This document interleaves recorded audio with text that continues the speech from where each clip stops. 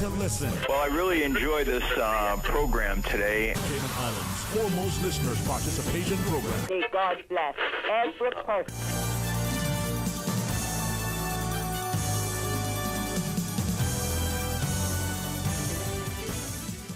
Hey, good afternoon. Welcome. It's another terrific Thursday, and we're eternally thankful as we invite you to be a part of a discussion. It's open line, so join us. Let us hear from you. Stay tuned for Talk Today. Talk Today is brought to you by Subway, open 24 hours in Countryside, Anderson Square in Georgetown, and Centennial Towers in West Bay. And by the Ministry of District Administration. Explore your history, explore your land, explore your sister islands. And Cayman Airways. Call them on 949-2311 to book your nonstop flights to Los Angeles and Panama. And Digicel, Cayman's bigger, better network. Radio Cayman's Talk Today, the Cayman Islands' foremost listeners participation program. We ask our listeners to avoid statements or comments which are abusive, derogatory, malicious, or defamatory. Do not use any indecent language or make any statement which is false or misleading. Email talktoday@candw.ky or call 1-800-534-8255. Courtesy of Flow, Cayman's #1 network that connects you to your world like never before. Let your voice be heard. Once again, here's your host, Sterling Dwayne Ebanks.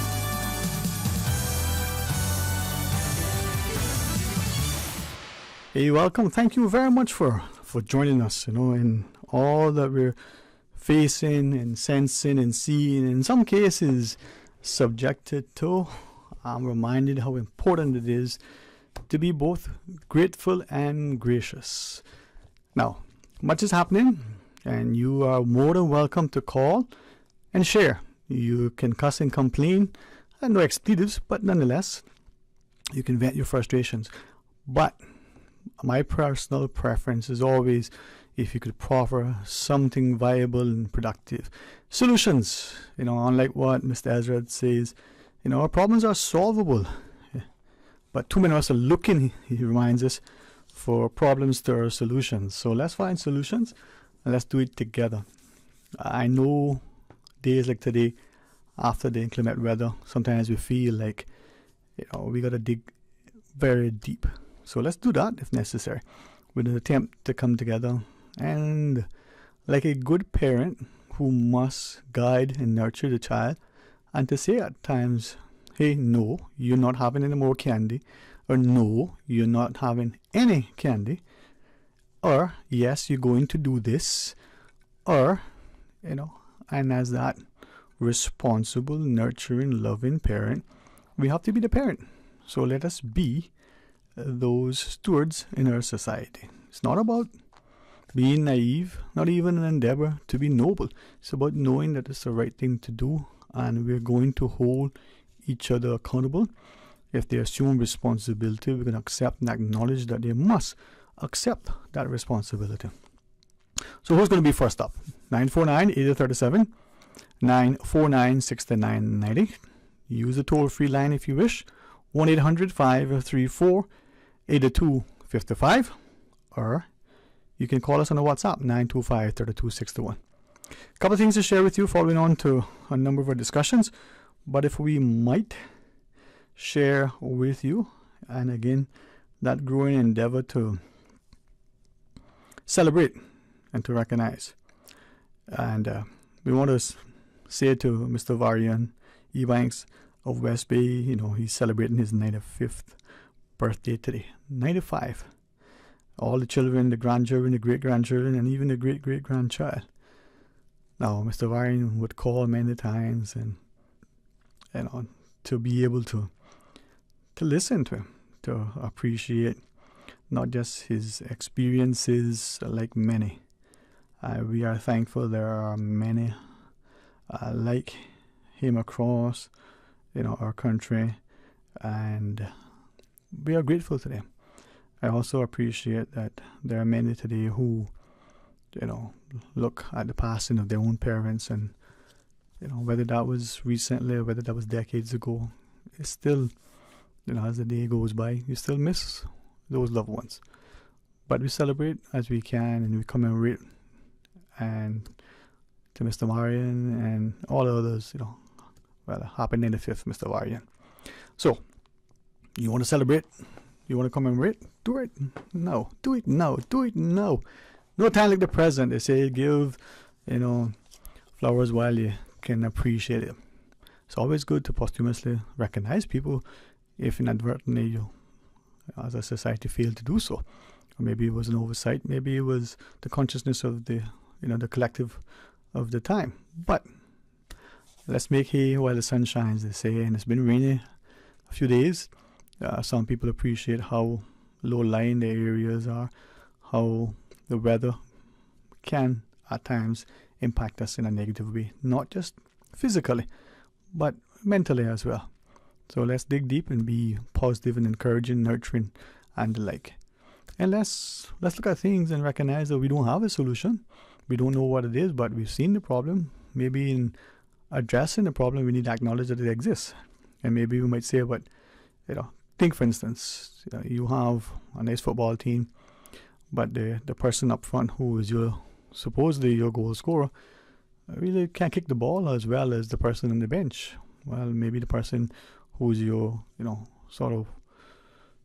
center forward is the favorite of the coach or the team manager or the owner or something else, and they're in that position only because of that, but they don't really have it. Well, you got to make the sub. Let's go to the phones. Welcome. Thank you for calling. Good afternoon, Sterling. How are you today, my friend?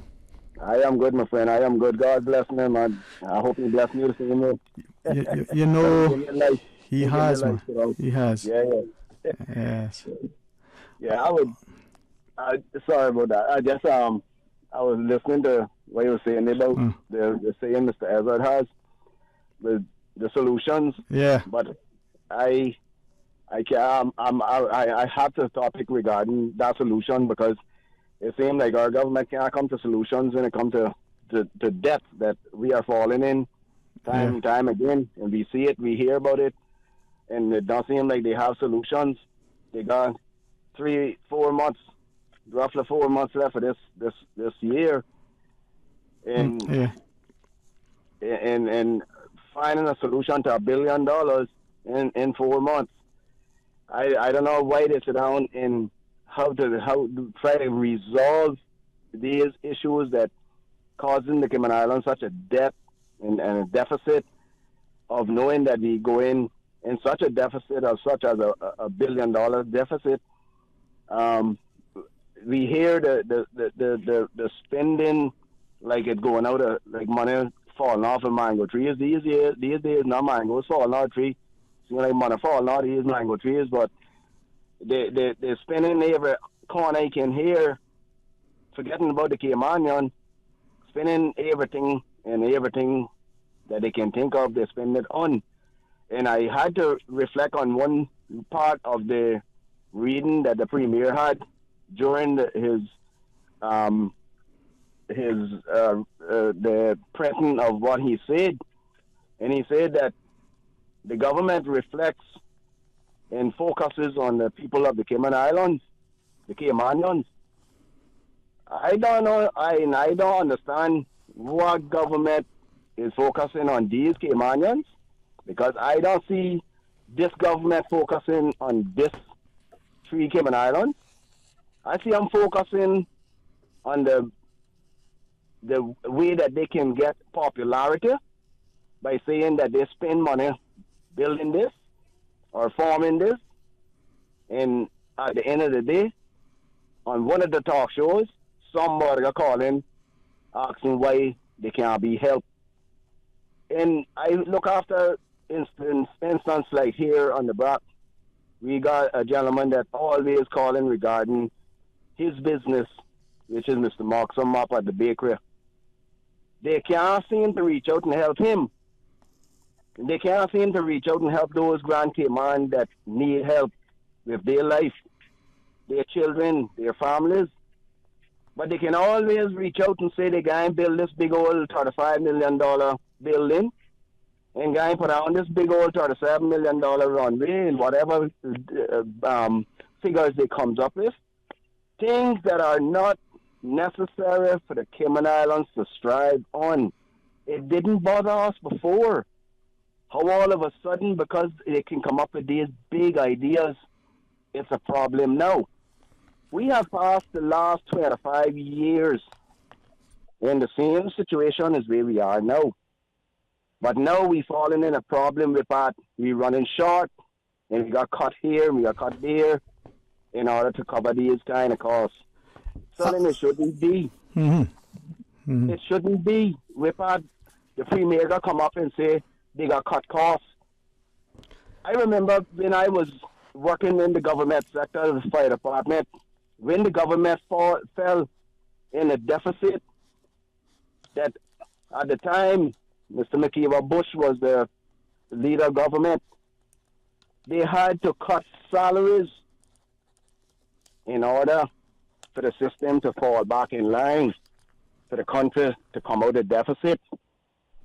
When you put your country in a hole, in a toll like what we are in now, it's going to be with that you have to start cutting salaries, and people's salaries are not where they should be. So how you got to do that? Right. I appreciate your points, but maybe let's rewind 1 second, if I might ask through you. If we have now to reduce, as the Premier has said, how did we get to where we are? What was it, the bad budgeting sort of cycle and over expenditure, unexpected expenditures? Was it the process? To your mind, what have you heard that makes you understand what put us where we are, that we now need to look at reducing there's some, well, almost by 10%, right? Yeah, because I don't go by what I hear. I go by what I read, and I go by, well, I can't say what I hear because I listen. No, I understand what you mean. I listen to the minister and Mindy on the CITN show, the television, came on television, and that is where I get most of my information from. I sit and listen to them. The official sources, right? Yeah, and I wonder if they're not listening to themselves to know that they're putting the country in a bind and they're not realizing what they're saying. Right. If you're gonna be in a $1 billion deficit in coming months down to leading into next year, how then are you gonna rebound from that? By upping the anthem of every government department to outrageous salaries, right, and thinking that your budget, are thinking your figures are gonna balance out. You cannot do that. Yeah. So let's take it from. Go on. Sorry. No. You go ahead. Let's take it from two perspectives, right? One, with respect to the Honorable Premier, he's a lawyer by training, not a finance guy. But also with respect to him, he just assumed the responsibility for the Ministry of Finance as Finance Minister, right? So prior to that, Mr. Saunders was not only the Finance Minister but the Deputy Premier, and from what is published and publicly, he is an accountant by profession, right? Now, going on the premise of not all of us understand how the budget system in government works and what it is, and there's a 2-year budget system, and listening also to the parliamentarians in the past, if he doesn't mind, we use Mr. Ezra Miller as an example because A, he was chairman of the Public Accounts Committee, and B, he has been very public in his comments, right, as to how the budget works, the 2-year, what it means, the potential for governments, not just this one, but governments under the system to not necessarily be immediately accountable because of how the process is with the 2-year cycle to the Legislative Assembly, the Parliament, either in Finance Committee or in the Open House because of the way the system. So given that, and it's just a question, thinking out loud, again, looking at it from the lens of an auditor and from the expectations of a populace, that there should be a level of accountability, transparency, openness, the things that have been championed by politicians, which sound good when they talk about good governance, right? So if Mr. Saunders was the finance minister, if the new budget cycle now comes at the end of when he was finance minister and the new one starting, is it that our government, when looking at its budget cycle, looked down the road with an expectation that this should be its income, and was it now sort of spending earlier money that it didn't necessarily have to hand what old people say, don't count your chickens before they hatch. I'm wondering if part of what we're seeing today could be because of our expectations, some time back, and counting the chickens before they hatch. Well, Sterling, putting the pot to the fire. In his remarks, he said that information has been leaked out for the amount of some. Anyway, let me come off of that a little bit. Okay. But to know that this time of year closing out is only now they see that the country is falling in. So who in all this time have been doing the accounting? Who all this time have been doing the numbers to see that the country is still in a good position for it not to be in a debt position. Somewhere, somehow, somebody made a bad and a slack mistake of not keeping the paperwork together. And that now that he come to find, which is the premier, come to find that something not been adding up, and all of a sudden they need to cry out that the country need to cut costs in order to pay $1 billion. Somewhere down the line, someone got to be held accountable, because if they keep up the pile of spending, Sterling, what's going to happen? It's going to become it's going to create a falling out in that LA building, where the people are going to start. They're going to start fighting against one another, saying, you know what my father always used to say? Team me. Start calling team me. It wasn't me. It wasn't me. Yeah. Somebody got to be held responsible, and that is, I think, right now, he see it and he realize it, and that is what he's trying to get fixed for the country. So let me ask you then, right, and not just ask you personally, but generally, if that is the case, if the premier now in getting sort of his hands on that now and becoming responsible for it, and only in recent times, who is responsible? Is it him because he was the premier all along and the buck stops with the premier? Is it that, wait a minute now, sometimes you don't know what's going on until you actually check it out for yourself. So somebody, as you said, somewhere down the line, I'm not trying to speak to an individual so much so as what you're saying, to what is happening in the system. So if the former finance minister, Mr. Saunders, this part of the process that he inherited, that he continued or whatever, and is it then when we do that, it's compounded, so one administration after the next, one budget cycle after the next, it just gets, what the politicians talk about, kicking the can down the road. Is that part of the thing? And if so, are we now unwilling to, as you shared, hold people responsible? We have that break. Do you want to stay on and talk more, or are you good for now? I'll stay on until you come back. Yeah, but let's flesh it out, man. And people can call and say, hey, you got it right, you got it wrong. Conversation sometimes can lead to something constructive if we have a clear conscience. Stay tuned for Talk Today. Back to school just got a whole lot more exciting with Digicel. Activate a Prime bundle or sign up for postpaid and you could win big. We're giving away $1,500 cash, plus Winner's Circle and office supply gift vouchers weekly. But wait, there's more. The grand prize of $5,000 goes to a local school of your choice, and you get a MacBook just for staying on any of our prepaid or postpaid plans. Stay connected, stay smart, and win with Digicel. Terms and conditions apply. Visit Digicel.com for more details. Digicel. Better connected.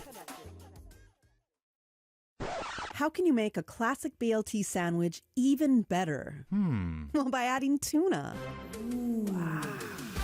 The land meets the sea in Subway's new sandwich, the Tuna BLT, available for a limited time. The Tuna BLT is exploding with flavor. Imagine crispy, juicy bacon strips on top of tuna, fresh lettuce, and slices of tomato, topped with your favorite sauce and choice of freshly baked bread.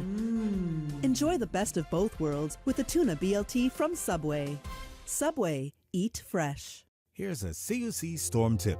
Severe lightning typically accompanies a storm or hurricane. Turn off your main breaker and unplug appliances to prevent unnecessary electrical damage. With CUC, you've got the power. A few drops of blood. That's all we're asking for Step 3 of the STEPS 2023 National Health Survey. These will help to measure the national prevalence of raised blood sugar and cholesterol, which will shape our healthcare services, our interventions, our prevention and education programming. Help us shape Cayman's healthcare services. Say yes to Step 3. For more information, contact the STEPS team on 936-4969. Wouldn't it have been grand if you had purchased land 30 years ago? It may not be 2020, but a perfect vision has never been more clear. Cayman Brac and Little Cayman, poised for growth with an eye on the future. Your land, your history, your future. Discover all that our sister islands have to offer.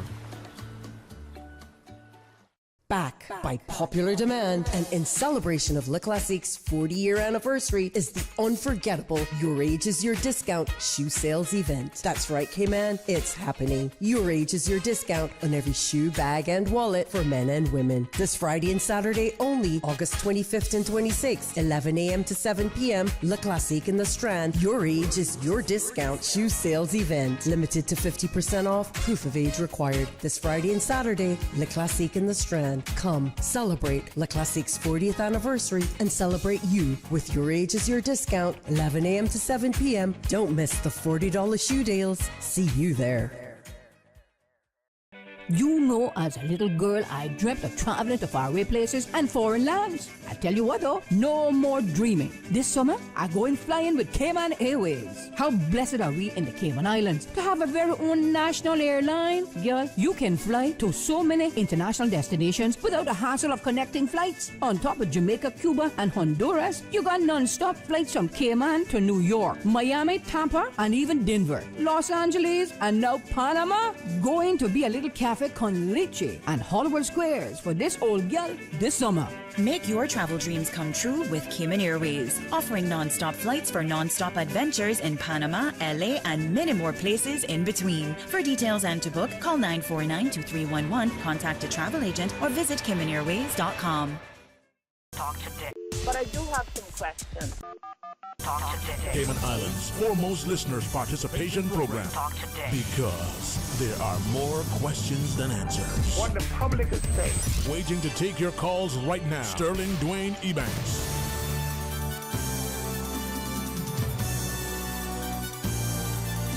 Welcome back. Thank you for sharing with us. And that the gentleman, from probably many would agree, one of the best places, if not the best in the country. He's in the Brac. So thanks for holding on, man. I hear you, man. I hear you. Thanks for the support. Yeah, oh, man. I love this country. If they would allow me, I feel comfortable enough that I could live anywhere in any of the 3 islands. I hear you, man. It's just, but I say that to say that we got to make sure that what we're doing is something that allows us to avoid, as many places have, stay away from that area. That's a bad area. That's a dangerous area. This is a small space in every single community, every side road. It's just a beautiful place, but it can easily be lost. It can become unsafe. It can become sadly destroyed. And yeah, so we can't allow that to happen. Yeah. Regarding that's so true, sir. Regarding what I was just telling you. Mm-hmm. There on the sorry. Yeah, but you were talking about the financing, right? So yeah, and on one of the readings of what Mr. Panton, the Premier, wrote, and this is what said on one of them during his first mention regarding the cost, cutting the cost. He said, meaning him, were not direct against any supportive or any particular project. Now that ring a bell to me when he said particular project. Mm-hmm. What he is saying there, whether it's the airport, whether it's the project for the new schools that's going to be built, or whatever the cost that is taking government in the millions of dollars, he is trying to say he is not pinpointing either or either. He's not pinpointing, clearing himself there. Right. But where does it have an end to where the spending is going to be cut? they cannot tell me that they came to a conclusion of having the Cayman people on a minimum salary of $6, and they're going to turn around and cut people's salaries in order to pay back this deficit the government going to be in. Nobody can tell me that. Nobody can put me that fool to believe that. Those projects that are being put in place that needs to be put on hold, because Sterling, I said it from the beginning, it's not necessary for these things to be jumping into the box right away. Okay. They need to take time, is what I'm saying, and put the country in a perspective that if they fall in a deficit of needing money, the money is allocated there at all times. Why is it all of a sudden, since these high-end projects came up, and now the country is in getting in $1 billion deficit? Right. Why? Well, as I listen, I mean, if a person stop and put their head together, it's common sense. Yeah. As I listen to you, you cannot take a $6 minimum wage and fall in the deficit. But, I mean, come on. I mean, go ahead. Sorry. What should we do? I mean, I'm happy to weigh in, and I'm asking people because as we listen to you, it's probably easy for many of us to get into the political sort of rhetoric to engage in what I think would be unfortunate, vitriolic commentary. But if we're not willing to be constructive, and as you said, let's do the responsible, respectful thing. Our parents probably taught us what their parents taught them: $1 saved is $1 earned. Right? So, before I send us, let me ask you, given what you just shared and given what potentially could be the impact financially, what is it that you would say to the government to do? I mean, you talked about putting some projects on hold, you talked about other things, but what should the government do? If you were the premier, if you were the chief advisor, you were one of the parliamentarians, but just as a taxpayer and a voter, what would you ask the government to consider doing? They have to reconsider things before things get out of hand. If you cannot find money to put back in the revenue, how are you going to pay the people? How are you going to pay salaries? People need salaries. People don't need to live on mangroves. They don't need to live on a new tarmac for a runway. They don't need to live on cement buildings that are being constructed in takes 7-8 years to be built. People need their salaries. Things need to be put on hold. Where people, you have in a system, and that is what grips me so much, Sterling. In a system, you have to make sure, because I seen in my few years here on this earth, I seen many countries fall because you know why? They did not put their people first. They took in the consideration of trying to build for the world. And they forgot about their people, and now today their people starving, their people are dying because of can't feed their families, can't finance their bills. These are the things that will happen in your country. When we our government, as to say, when our leaders fall comfortable to see that they are in a position to take the chance to go and spend millions of dollars on a project, at the end of the day, they have a committed form to try to fight for a $6 wage on a human being. That is, to me, Sterling, is the most insanity. I mean, that is outrageous in a way of living in this life. For a person to be making $6 an hour, you can't even buy a gallon of gas for $6. But yet they gonna sit down and talk about billing millions of dollars on this and on that, and the next thing they turn around, the government broke. So who do the government have to turn around and reflect this reimbursement from? Listen to that part now, Sterling. You think that they can go and get the reimbursement from the runway they put out, or the schools they put out, or the whatever? Yeah. I'm not pinpointing no project because of who. I'm not pinpointing that. Yeah. But you think that they can go back to that cement and say, listen, I need my money back out of you. I need my money back out of that bar. I mean, they can't do it. So then is it as I'm listening to you, and to our listeners, 9496-990, probably your best bet. But as I listen to you, then am I to understand that as a people now, we need to ensure two things: that as we're holding our government accountable, that we impress upon them the importance of being responsible and prioritizing their projects, and then we as people don't expect the government to be, doing everything and anything at the moment, because there needs to be a priority, but there's also choices, tough, hard decisions that need to be made. Yeah, I mean, when I stop and think about the opposition leader, Mr. McTaggart, and I have listened to many of his political speeches. I've listened to many of his talking in the House, and now that he's on the opposite side, you see, my father always say, you don't know how deep the water is till you jump in it, Always said you do not know how deep the water is till you jump in it. Now that they're seeing and feeling, now everybody's crying, trying to chop down and tear down and ridicule. And that is not what we need in this country. We need, I'm not saying that he don't stand up and speak, him or the deputy. Yes, they're doing. Now that they're talking, what happened to the talking before?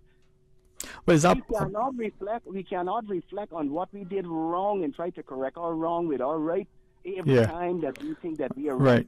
Well, maybe in saying that, then the question immediately comes to mind: is that one of the big problems? Let's put it straight up, of the two-party system that we have adopted. For the government of the day to be sort of remove the opposition needs to look better, if that means to make them look bad, as opposed to a company hiring its people to work together, as opposed to one team to work against the team that's trying to get a job done.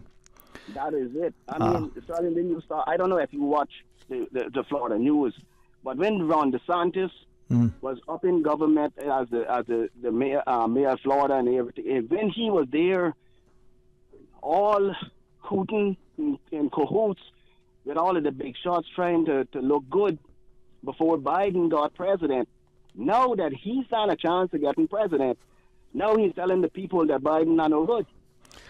Well, boy, it's... These are the things that happen. Yeah, we've seen it right in our country. We don't want to start blaspheming against someone or whatever the circumstance, but what I'm saying is the government needs to get grips and have themselves together in order to bring the country out of the deficit that we are falling in. Yeah, if they continue fighting against one another, it's never going to come to a close. We come together.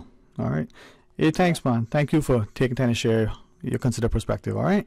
Yeah, man. Thanks. Talk to you very soon. More time, man. Let's take this caller. Hey, thank you too for calling and sharing your thoughts. How are you? Good afternoon, Sterling. What they say in West Bay? Buenas tardes, mi amiga. Yeah, buenas tardes. ¿Cómo está? Muy bien. Anyway, we won't get there because I'm not one for speaking anything other than English in this country. So yeah. So you're opposed to speaking Cameroonese? That's okay. Let's see. Can be spoken as well received as well. Anyway, how you doing? Oh, I am truly doing fantastic. And even if I wasn't, I would say I am, because I will be. And I've been down 3 times since I spoke to you, and I still forget to tell you I'm coming, so you can have me on the show, and I can annoy a lot of people in the government. Anyways, I just wanted to say it's really good to hear that the previous caller is utilizing his public radio to campaign. Wonderful. Good. A lot of people need to do that. They need to. Well, a lot of people who plan to run need to start using. But what I like though, what I like though, and I would hope that everybody from the public service to the retirees to use and champion a democracy that allow us as citizens through Radio Cayman to be able to objectively, impartially and share their personal perspective, because without that, we're going to be in a space where people are afraid to talk. Now, if they're campaigning for electoral office, or if they're championing a particular, marketing initiative, or celebrating their sports team, hey, the more we speak publicly, the better informed and the more courageous and encouraged we might become. I agree. And that also makes the the citizenry get familiar with you and who you are, and hear your opinions and decide whether, you're a good candidate or no, you're not, or you're basically just another puppet like the one from Georgetown West. For years they were on the radio campaigning, and the minute their government got elected, they never had another word out of them until they showed up on nomination day with their name on the ballot. So, it did work for them. It worked. And it worked for the other one, the name Austin Harris, too. Used the radio station talk show to campaign for years. So, I'm not saying that you shouldn't utilize any of the... fair enough. But what about the individual that works for, say, a private sector entity that is appointed to a particular public sector board, or that may be part of a charity or some other initiative, sports, school, church, otherwise, and because of that positioning, even as an employee in a private sector entity, becomes very, very, very, I don't want to say prominent, becomes public and somewhat popular or well known. Couldn't that person parlay that into political office? What's wrong with our country today? We don't want to hear nobody have a say. They shut some of them up by putting them on these boards, you see, that were always having something to say. I'm not going to call the names, but I'm sure you know who they are. Quite a few of them has gone silent now that they've got board appointments and, getting that stipend every month, so they don't want to say anything ill or whatever. But that's unfair to the people out here, because basically you're just participating in the cover-up that's going on and not having your opinions come out and voice and say, there are a couple that have been on boards that came out, and came out and said things, and of course they got kicked off the board, which again is more and more of the, what do you call that again, situation where you're ostracized and for having a voice. I would like to know, Sterling, dig it up. I would like to know what happened to the whistleblowers legislation. Okay, I maybe one good way to find out is test it.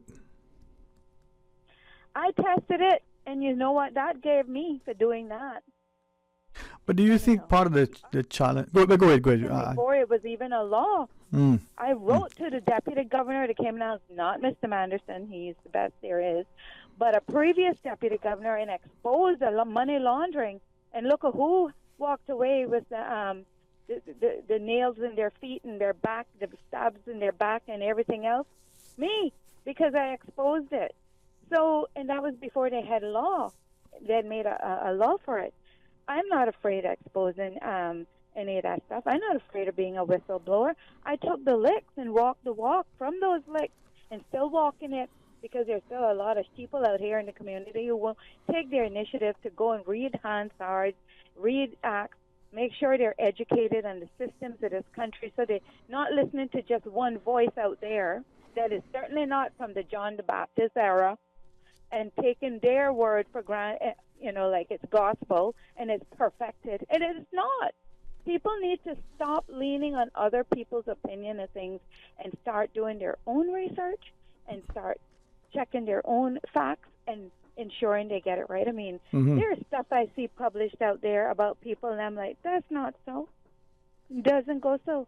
But the way they fabricate it, it makes it gives a reasonable doubt there. Yeah. Can I ask you, I do recognize that we have the news, but can I ask you, in our society, in the Cayman society, not necessarily what is amongst Caymanians, right, but in the Cayman society, what do you think is our ethos when it comes to integrity, ethics, honor, the things that would seem to be virtues that we should champion?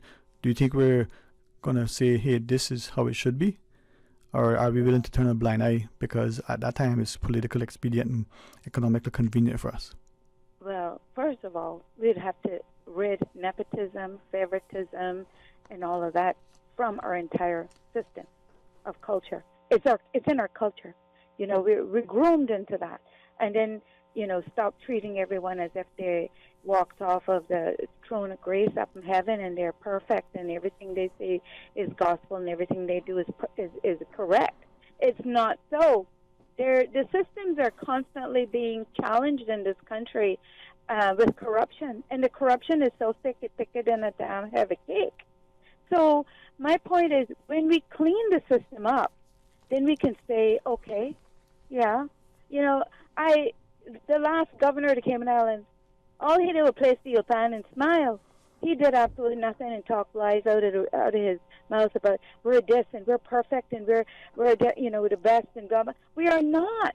We are corrupt as they come, Sterling. There is much corruption in this country.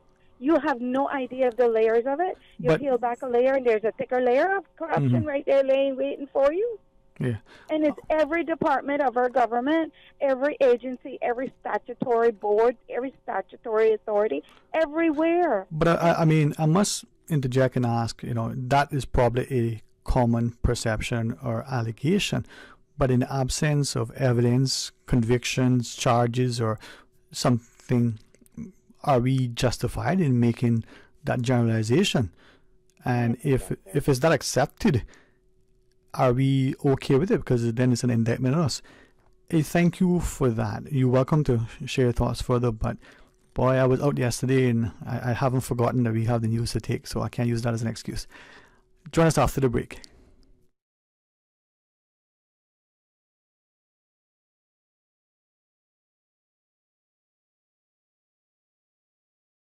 Today's biggest news. Radio Cayman, your voice, your choice. Local, regional, international. This is Headlines from Radio Cayman's newsroom. Today's biggest news. The Headline News is brought to you by Health Services Authority and the Ministry of Tourism and Transport. With your latest headlines, I'm April Cummings. The National Roads Authority notifies the public that upcoming road works on Godfrey Nixon Way and the Linford-Pearson Highway have been cancelled due to pending weather conditions. In international news, Japan has begun its controversial discharge of treated wastewater from the Fukushima nuclear plant into the Pacific Ocean, sparking protests in the region and retaliation from Beijing. China is the biggest buyer of seafood from Japan and on Thursday said it would block all such imports. Japan says the water is safe and many scientists agree. The UN's nuclear watchdog has also approved the plan, but critics say more studies need to be done and the release should be halted. More than 1 million tons of water stored at the nuclear plant will be discharged over the next 30 years. India's moon rover has taken its first steps on the lunar surface a day after the country made history by becoming the first to land near the South Pole. Chandrayaan-3's rover ramped down from the lander, and India took a walk on the moon. That, according to the space agency, the lander successfully touched down as planned on Wednesday evening. With this, India joins an elite club of countries to achieve a soft landing on the moon, after the U.S., the former Soviet Union, and China. Those are your headlines. I'm April Cummings. Today's biggest news. Radio Cayman, your voice, your choice. Local, regional, international. This is Headlines from Radio Cayman's newsroom. Today's biggest news. The Headline News is brought to you by Health Services Authority and the Ministry of Tourism and Transport. It's one of the best moments of your life when you welcome your baby into the world. The HSA's experienced women's health and maternity team provides the highest quality of care throughout your pregnancy and delivery. As a JCI accredited hospital, we are the leader in maternal care, safely delivering over 700 babies annually. Visit hsa.ky for more information. At HSA, we are committed to caring for you. I'm Liani Tibbetts, Miss World Cayman Islands 2022, and I need your help to keep Cayman clean. When you're out and about, please dispose of your trash in the proper containers. Do not throw trash out of your car or leave it on our beaches. And if you see litter, take a moment to pick it up and dispose of it properly. Be a part of the solution, not the pollution. Littering is a crime punishable by a $500 fine or 6 months in prison. Brought to you by the Beautification Task Force and Ministry of Tourism and Ports. Mary Jeanette Bodden, 1861 to 1934. Mary Jeanette was the first trained midwife in Bodden Town. She was trained by Commissioner George S.S. Hurst, a medical doctor who issued her a certificate of completion of her training. She was noted in town for her strict regimen of hygiene, and she delivered numerous healthy babies throughout the district, staying with the mother and caring for her baby for 9 days after the birth. She herself was the mother of 11 children, 3 of whom she lost to typhoid epidemics before the arrival of Commissioner Hurst. On the Commissioner's frequent weekend visits to Bordentown, Mary Jeanette and her husband Henry provided transportation for him, as Henry was the mail carrier and owned a horse and buggy. Introducing Digicel's all-new prepaid plans. Packed with more any-use data than ever before. Entertainment data for the apps you love, like Netflix, Spotify, YouTube, and TikTok. Plus, endless social data for Snapchat, WhatsApp, Instagram, Facebook, and Twitter. So you're always in the know. Stay connected. Stay entertained with Digicel's new prepaid plans. Activate in the My Digicel app today. Digicel. Better connected. From big to better. Big Brothers Big Sisters of the Cayman Islands is now 1-to-1. We may have a fresh new name and look, but we're as dedicated as ever to developing transformative connections between mentors and young people here in Cayman. We're set to ignite futures and encourage personal growth while creating lasting impacts. Join us on this exciting journey and get involved with 1-to-1 today. Go to 1to1.ky to learn more. 1-to-1 is proudly sponsored by Radio Cayman. 1-to-1, empowering youth, igniting futures. The best foundation you can wear is glowing, healthy skin. The offices of dermatologist Dr. Wayne Porter specialize in enhancing your skin's well-being. Whether you're seeking advanced skincare, including any skin cancers, Botox, filler, cosmetic skin enhancements, or simply looking to reduce wrinkles, Dr. Porter offers a full-service dermatology and dermatological surgery practice. For more information, email drportercayman@gmail.com or call 946-9020. That is 946-9020. Talk today. But I do have some questions. Talk today. Cayman Islands' foremost listeners participation program. Talk today. Because there are more questions than answers. What the public is saying. Waiting to take your calls right now. Sterling Dwayne Ebanks.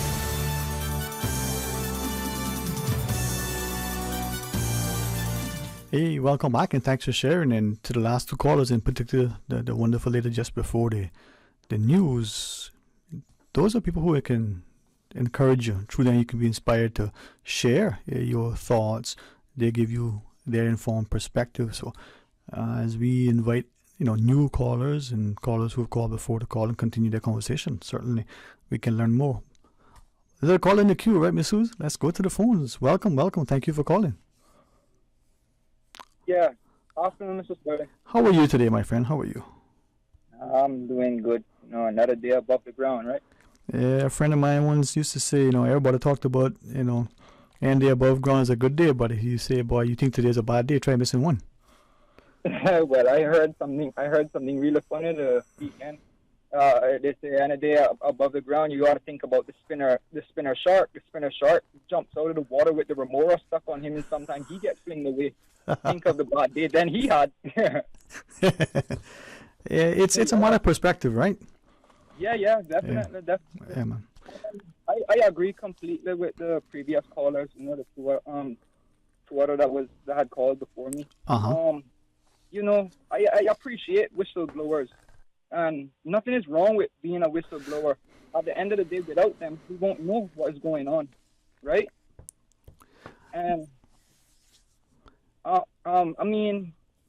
was thinking about the traffic laws and stuff like this, right? When, this morning, and it's sad to see another soul gone through the road fatality this morning. But I still do find it really concerning when we have our RCIPS out and about on the road, on the side of the roads, knowing that we have these crazy drivers on the road and they're out issuing tickets.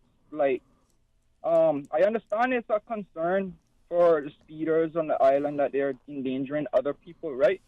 But I have one question, Mr. Sterling, just an affirmation, really.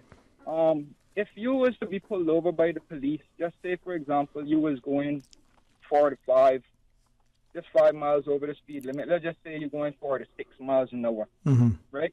Because apparently you're allowed to go 5 miles over the speed limit on certain circumstances, right?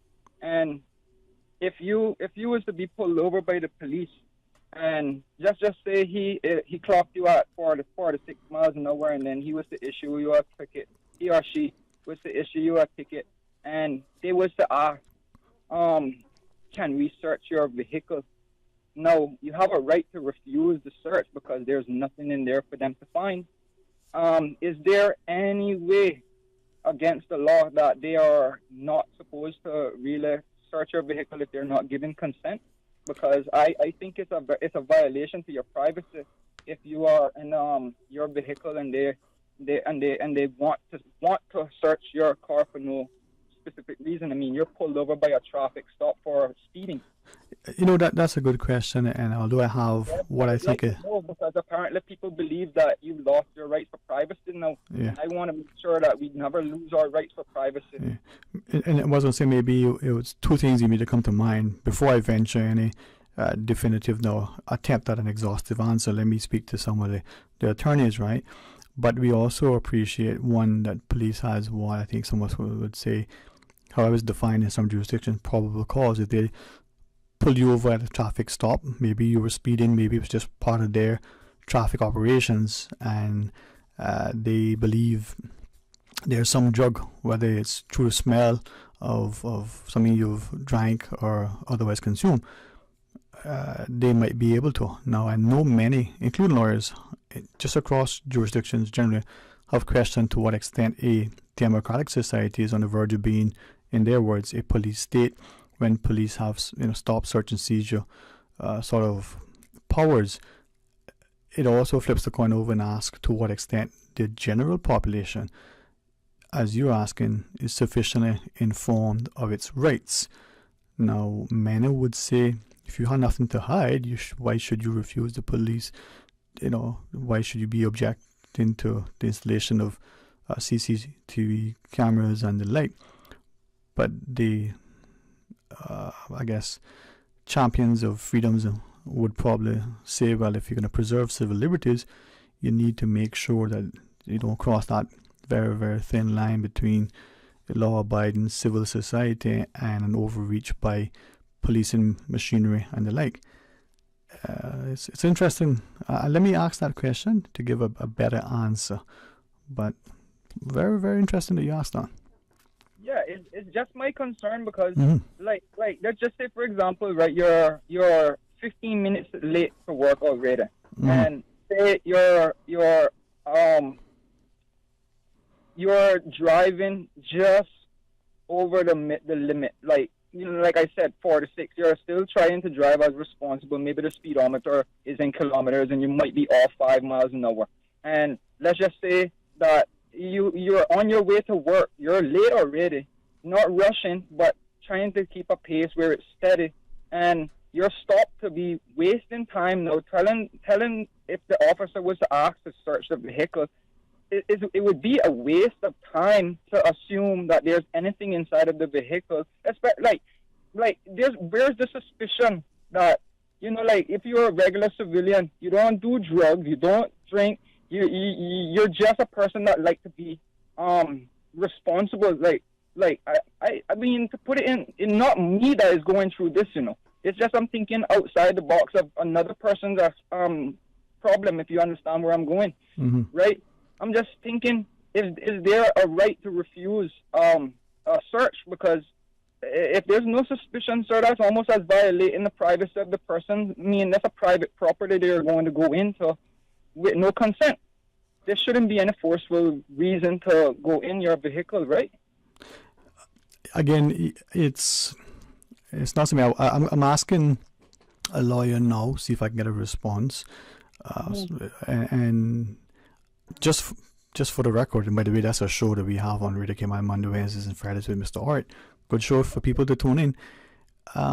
We have in the past reached out to practicing attorneys who regularly go before the courts on criminal matters to just come in and say, hey, just give us a couple of minutes and an information session relative, not advertising your practice, not answering any particular questions relative to anything, but just generally speaking. We had a long time ago made a similar request through the government legal sort of department for something similar, just information to help people become better aware of their rights. Because let's say, for instance, to your example, we do have a couple of the callers, but let's say the police stopped someone, and maybe the mindset of the person, they're agitated, they're late for work, they just got bad news, whatever it is, right? They watched a movie and didn't like the ending. Maybe the way the police officer, because they can be, without realizing it, a bit of a force, right? They're in uniform, there may be a gun present, and that just agitates the person, and that thing becomes a situation that just gets out of hand, right?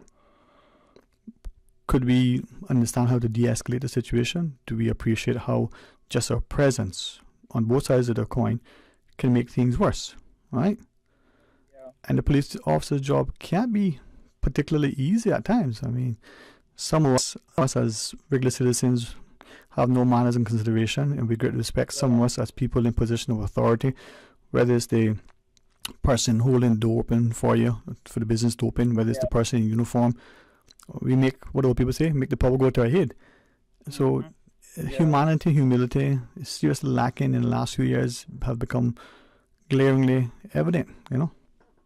So then when you find your information, should it be reminded that the officers should respect the rights of people and not abuse their authorities, especially traffic officers? I mean, I understand, Mr. Sterling, don't get me wrong, you know, I understand the drug task force and things like that. They do have their jobs to do, and they do have their rights to do what they have to do, carry out under probable causes, like in a certain situation, maybe there was a violent person on the road and they were traffic stopped because they had cut off somebody on the road and they're driving reckless. I can understand those situations, but just as a regular stop, like the speed gun officers, the ones that stand up on the side of the road and take your speed, and if they find you speeding, then they'll pull you over and issue a ticket. I still do believe, Mr. Sterling, with all the technology that our island's supposed to have, we should already have a system written down or in place where it should allow the traffic to be monitored by these devices, the cameras that give you speeding tickets, because we have our license plates already with a little code. And what you mean to tell me now that code would just wanted to make the police officers' jobs any more easier to just scan and leave? Because, I mean, it's a waste of time when they are I would consider it harassing people to just comply. Like, it's a waste of time because the process might just be their whole day off of work, because it'll make no sense to come in a whole hour or two from work if you have to go through a process. And I mean, I just want to think in, because it never happened to me before, but I've had it where police officers had given me not giving me a ticket, giving me a warning as okay, yeah, you can't be driving slow in a fast lane. First time I've ever heard of that, but it happened to me. Someone told me that you can't be driving slow in a fast lane, going 40 miles an hour in a 40 mile per hour zone. And it's pretty ridiculous when the officers feel like they can just tell you how to drive. Well, is that one of the challenges, that a system that allows a level of discretion, how is that utilized? Go back to your early example first. Let's say you use 5 miles over the speed limit. Now, I've heard some officers, just generally speaking, no, we'll allow 2 miles over. Some officers said, nope, speed limit is 40, and you're going 41, you get a ticket. Some would say, no, I'll give you 3, 4, 5, right? I'm not going to get into that because it just speaks to things some people say about why shouldn't somebody in authority have a level of discretion, right?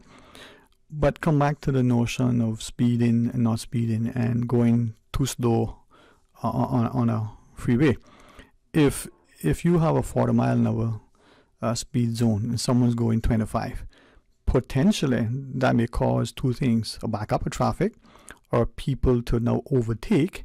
Whether they do so responsibly and sensibly and in a considerate way, that could be as dangerous as someone going fast as well, right? Without quoting chapter and verse, sufficiently and reliably informed that within our traffic laws and regulations, there is a provision that says if you're going slow, you can be ticketed, right?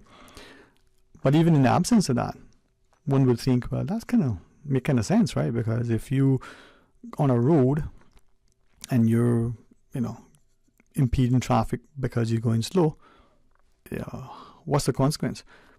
But let's compound it even further. Let's look at our highways now, because that's pretty much what we got. You're allowing vehicles that no longer need to be licensed nor insured, nor for you, the user of that vehicle, to have neither. You can get on those roads with other vehicles that have to be licensed and insured. Take the use of some sort of electric powered bicycle or other thing. I mean, what are we doing, and to what extent are we potentially creating situations that could result in injury or worse? Yeah. Well, I've always said that the law always told us that if we are driving vehicles or like these mopeds, for example, I've seen that they had these mopeds up selling and cost you less, and there's an individual that I saw a couple of days ago was riding this same moped that is I would assume is under 50 cc's on the main road, on the side of the road, and I was thinking, how is that possible? Because I remember when I was growing up, being a little 13-14-year-old riding our little pocket rocket bike, and the police would actually confiscate these bikes from you because they're not roadworthy. Now, if that's the case, why is it being ignored nowadays? Because if I can see it, I'm sure the police can see it. Is it that because they have a special privilege that they are in favored for, or is it that they just ignorance of the law and the law doesn't really care about them? Yeah. Well, we have another caller, and I always find that you and the caller before, and more than likely the callers after, all have things that not only do I want to hear, but are very informative. You've put a lot out there that I want to ask, but I don't want to belabor it too much. Before we take the other call, anything quickly else you want to share? No, I'm just all I just wanted to do is put out a little bit of my concerns. I just wanted to put out a little word. Perfect, man. Thank you for doing that. And if you remember, you can call back or message it through. All right? Yep. All right. Enjoy it. Talk to you soon. Yeah. All right. Thanks for calling. Let's go to the phones. Welcome. Thank you, too, for sharing. Good afternoon. How are you? Not too bad. You sound tired. Are you okay? I'm not feeling too hot. Well. I'm hoping that doesn't last long, and you find that joy and pep in your step and that smile in your face, because you are much, so let's hope and pray that it all goes well for you. Thank you. The gentleman there stated that waste the time of the police officers to certain things. I just want to see, before all this technology came in place. Yeah, I want to sorry, let me interrupt you. Remember, for some reason, sometimes I know we had talked about it on air and privately. We don't want to not be able to hear you properly, right? So sometimes it's a bit of a challenge. Is there anything we can do to fix that so that we can hear you without having to miss anything you're saying? I don't know what the problem is. I can hear you very well. Okay, so good. I got the phone piece in my ear and I got a piece in my mouth. Oh boy. Okay. Yeah. Can you hear me good now? Can you hear me? Can you hear me now? Yeah. Yeah. All right. Okay. Well, we are listening. Can you hear me? Yes, ma'am. Go ahead. We're paying attention. We're listening intently. We hear you. Well, if you have any interruption, just break me. Let me know. Okay. Okay. We'll do. Okay. Yes. Like I was saying, days gone by, we never had all this technology that we have right now. And half of this technology that we have up there, these cameras and all this kind of different stuff, these speed signs and so forth. We don't even know what is coming from that on a monthly or quarterly basis through the police department and traffic department. You know what I mean? Mm-hmm. But anyhow, I'm not calling in regards to that. But I just want to say that we got all of these different types of motorbikes and so forth on the road, and government is killing immigration for income to run this island. Instead of them going and put these things on the license and insurance and make sure that they have some sort of lane that they can ride in, because then these guys with these motorbikes and so forth Sterling there swinging in and out between cars, and they don't even know when the car got to stop, where the car got turned left or turned right. And not to have a license or insurance. And if me or you hit them, who's going to hold? Me or you? Yeah. It's not fair. Yeah. So to get an income in this island without hitting so hard on immigration with all these work permits and whatever else that we're doing to bring money in here, we got hundreds and hundreds of these motorbikes in, I think the big motorbikes are licensed. These little mopeds and all these little things that these guys are running around the island with here. Put a charge on them. Mm-hmm.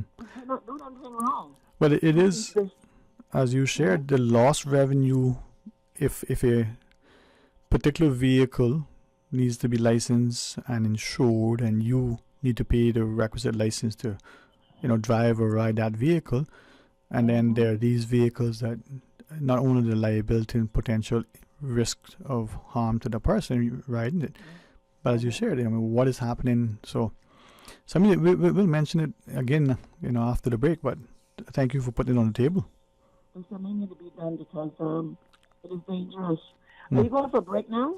You got a couple minutes. You go right ahead, man. You say your piece, and we'll break in about 3 minutes. Oh, wow. Thank you. You're hard on me today. I always feel like I'm making jokes, but not today. I went to 2 orientations, Savannah and Georgetown Primary. And when I was at Savannah waiting for my granddaughter to come, met a lot of people crossing me while I was standing there in Sterling. In all of my days living here in Cayman, I don't recall hearing so many good mornings, even if I didn't even know them or knew them. It was a good morning, a good morning, a good morning. And I say to the security, I say, whoa, I have never heard so many good mornings in Cayman in a long time. It's refreshing on air this morning. Wow, that's good. Yeah. But, Sterling, we have our children in uniforms, and they just came up on the radio announcing how they should dress and what form of state the hair should be in and jewelry and so forth. Mm-hmm. You understand? And, I would say, I don't know if it's 85 or 90% of government staff is in uniforms. And I feel like we need to put our teachers in uniform as well, too. They should, at least at the uniform top. They should be wearing a shirt from whatever school they're working at under the government regime. Why would you? I mean, it's not a bad idea, right? Students are in uniform, so teachers wear a uniform. It's help set an example. Mm-hmm. It would help set an example because let me tell you something. A child do what to see that person doing, Don't care where they are, in school, on the street, or neighbors, or wherever they may be. They go home, they come out here in the street and get an idea and go home and try it. Yeah, without even asking their parents. Many, I'm not sure how common the practice is now, but I know many banks and many organizations, not just the utilities and the like, but many have uniforms for their staff for the majority of the week, and then there might be a day when they can wear something different, right? Dress down. The school do dress down. Yeah. But I feel like since government got so much of us in uniforms, I feel that they should have a dress code as well too for the teachers. There's nothing wrong with it because you're setting a good example for the kids. Because some of these clothes that they do wear just put in revealing to the child is going to be sitting in the classroom for 45 minutes, and that kind of way. I was not going in no deeper depth of that, but they should consider putting these teachers in uniform tops. It's nothing more. You can wear a skirt or pants like they wear now, and then have a uniform on presenting the school that they're working at. Is the principal too, and whoever is in the school system, like the glass house, I would say everybody there in uniform. Yeah. We need the school system to have fully dressed uniforms for the staff as well too. Yeah. Well, as you said that, I know in the past, there were many years ago, 1 or 2 private schools come to mind where I don't know if it was a requirement, it might have been, but many of the teachers also wore, uniform. They had a shirt, for instance. Mm-hmm. What is it they call tops these days? A top or something to be played with, but anyway. A shirt for the men and a blouse for the women that they would wear, right? And they said, the name of the school and the like. Mm-hmm. So it's probably something to consider. And the parents And I'm not cutting shots. No, of course not. And the parents got an email or a letter stating how the child should be dressed to school. Mm-hmm. And this morning, with the first official day to school, and a lot of the young kids with all this weave on hair on the hair, when it gets in a fight at school, that's the first thing that these children pulled off of these little children head. And the principal said that they did not to wear these things to school, but yet parents are not listening. They're not reading these letters properly. They're not asking questions. They are going to school for education. It's I'm getting just for your reference, right?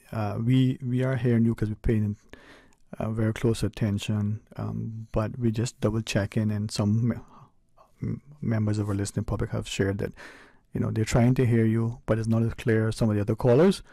So I'm hoping that we didn't miss much of what you had to say, because it was very, very important. It's not as clear coming across as the previous callers, for what it's worth, right? I don't know what's wrong, but I guess that's what they go today, and every other day with these phones. They have their jobs too. They have their problems. All right. So before you disconnect, okay, just allow me, Susan, to have a quick chat with you, because we always want to hear from you, and we heard most of what you said, but we also, more importantly, want to hear, make sure our listeners hear you as well. Before we go to the break, any other final points that you want to share right now? Leave that right there, and let me speak to Susan. Yes. Thank you so much. And this would be a good time for us to pause as well. Take that break. Boy, let me not say that. But I want some chocolate. Of course I do. Always do.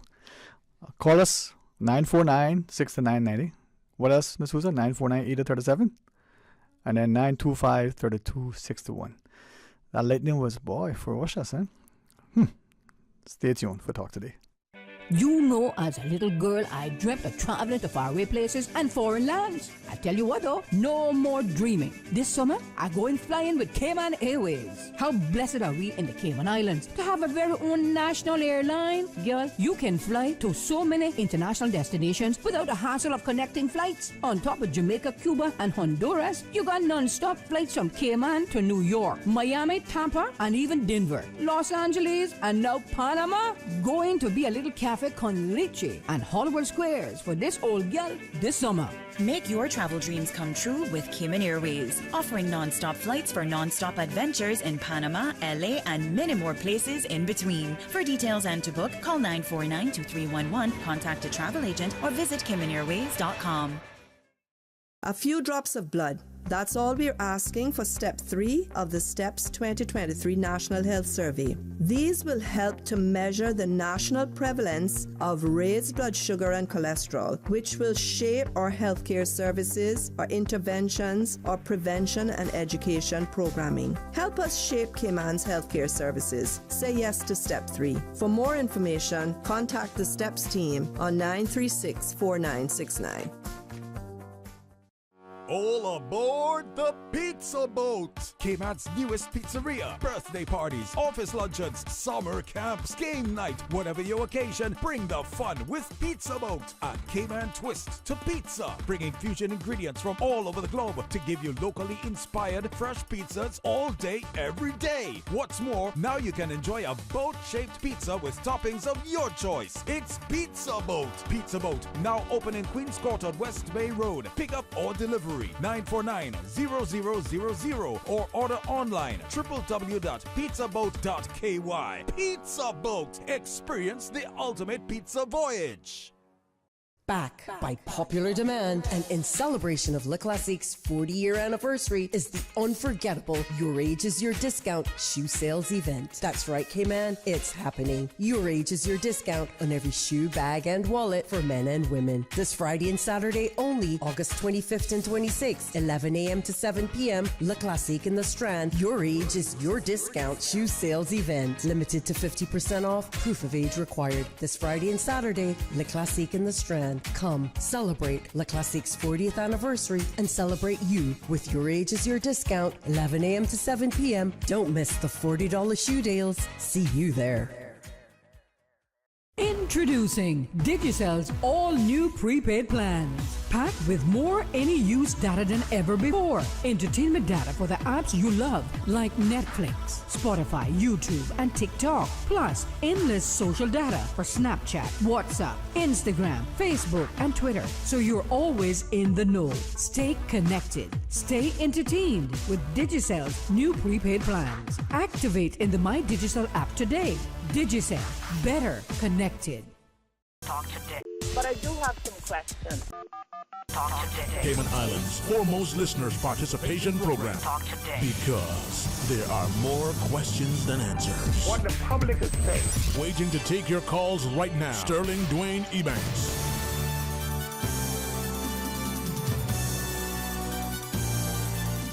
Hey, welcome back. Thanks for sharing. It is open line. You can call 949-8037, 949-6990, or you can WhatsApp call us, 925-3261. Let's take this next call. Hey, thanks. Welcome. Thank you for calling. Good afternoon, Dwayne. How are you, Mr. Raymond, sir? How are you? Yes, I'm trying to make the best of it. Not so good, but we'll talk about that another time. Anyway, I want to say publicly I would like to wish my daughter, Angelina, happy birthday today. Awesome. Angelina Scott celebrates her birthday today, and school started back, so she's in school coming off around 3 o'clock. Okay, that's that, and I want to advise the Caymanian residents or whatever. We have a super tanker that is registered in Georgetown, one of the biggest ships flying our flag, and it got in a collision in the Suez Canal on Tuesday night with one of the biggest gas tankers that has been passing here on a regular basis. So the Suez Canal traffic was disrupted. The passages of ships came to a halt on Tuesday night until they got those two ships out of the problem. The giant tanker was transiting from the Mediterranean Sea in through the Suez, going to the Red Sea, and it had steering failure, rudder failure, and it just turned cross-angled in the Suez Canal like the Ever Given that blocked the canal. And this other Cayman unregistered tanker, Burri, B-U-R-R-I, was behind this tanker. And to avoid a massive catastrophe of ramming the side of this big tanker that had already went aground in front of it, the captain and the pilots turned it, I think, hard to port, and actually the two ships broadsided against each other. That what saved the major disaster in the Suez Canal.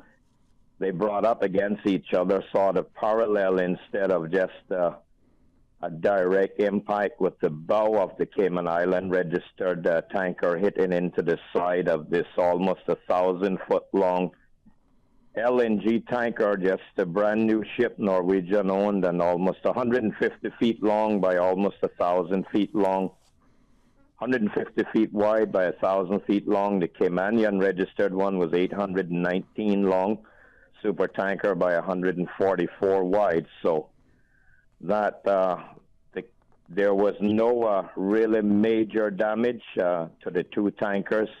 The Caymanian flag one is anchored to the side of the Suez Canal to undergo inspection and see what the results of the damage and assess, and also the big giant Norwegian LNG carrier. So that there caused a disruption to the world trade just by that happening. And to say that the Panama Canal, with the drought in the South America, Panama Canal depth, I talked about this before, but it's causing the cost of living, cost of goods to increase, being shipped from China, Japan, Korea, all the Asian countries to United States, because the Panama Canal doesn't have enough water to float the giant container ships with a 50-foot draft. They are down to only 43 feet draft, losing about the capacity of about 1,500 to 2,500 containers less to be carried to transit the Panama Canal from Balboa to the Pacific. And I'm just alarmed that $5 billion was spent on the new canal, how they don't have giant pumps pumping water from the Atlantic or Pacific side into the Panama Canal, 52-mile distance. To cope with this, to alleviate this problem, this will go on till probably the end of September. And it's a major trade problem affecting the entire world, getting their stuff as Christmas is coming up and America is buying all these Christmas toys and things, and the ships has to bring less cargo, and then the consumer has to pay more because of the blasted Panama Canal. Don't have enough water to float the ships. They need to do better. Just get water from the Atlantic and Pacific and flood and get the draft back. It's just alarming how they don't have anything or thought up anything of doing that. They just got to go along with it. And it's up until yesterday, it was like 160 ships anchored off waiting to go through. Yeah. That's on the Atlantic and Pacific side. And right. Mr. Raymond, the majority of those ships would be passed west of Grand Cayman through the Cayman Island area and go. Right. Can I ask you? I thank you, Mr. Raymond. If I may ask you, I know you're very knowledgeable. Remember some years ago, there was something in the media about an attempt to cut an alternative to the Panama Canal through, was it Nicaragua, somewhere along there from one side to the next to complement or rival the Panama Canal. Do you remember anything about that? Yes, I know a lot about it. Okay, how is that project proceeding? What briefly are you able to share? The property was being cleared inland to make preparations, and it was estimated to cost $50 billion where the Panama Canal, the widening of the new locks, not the widening of the canal, they put new locks in it, cost $5 billion. And that canal through Lake Nicaragua would enable the world's biggest ships to come through. Any width and I think any depth, that means loaded tankers of 75 feet, biggest tankers in the world. That's what they draft, around 75 to 80 feet, and the giant container ships draft around 45 to 55 feet. From what you remember of that, a billionaire that had planned the project, and the last I heard that there were plans to still go ahead with it.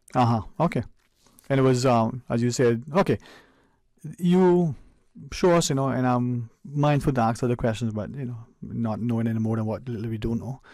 Before we take the break, what else would you want to share with us? Yes, sir. And tanker left Houston yesterday, going to the Bahamas, and will be coming to Grand Cayman with that cargo of gasoline and diesel, and one left from New Orleans, also going to the Bahamas, and likely to end up in Grand Cayman next week. So the last two shipments, one from New Orleans and one from one from Houston. And in between, there is a small tanker that has been loading in St. Croix and bringing cargo to Grand Cayman as well to fill in inadequacies of the fuel coming from St. Croix in the U.S. Virgin Islands, gasoline and diesel and things like that, which could be made from any other country in the world. And a shipment of Iranian crude oil was in the U.S. Gulf for almost 3 months, and it got offloaded, ship-to-ship transfer a few days ago, and that went into the port of Houston with a tanker about the size of Ruby. So who knows what we will end up getting in the Cayman Islands, as we get a lot of our fuel out of Houston. So one Iranian cargo went to Houston that was just recently. So the shipping traffic is going to be a booming increase beyond leaps and bounds since this Panama Canal delay. Ships can't get through, so they're taking the Caribbean route and through South Africa to the Far East. So we're going to see many more ships passing these islands until the end of September, until the Panama Canal gets that issue sorted out. And it's just costing the consumers more money by this problem happening. Well, Mr. Raymond, I think this is where, as we do as you do, listen to the world news, and as we read, we try to understand, maybe draw our inferences, appreciate if there are any particular slants, as what they say, flip the script, control the narrative, whatever the instead of just giving us the stuff objectively. Thank you very much, Mr. Ruben, for keeping us informed, all right?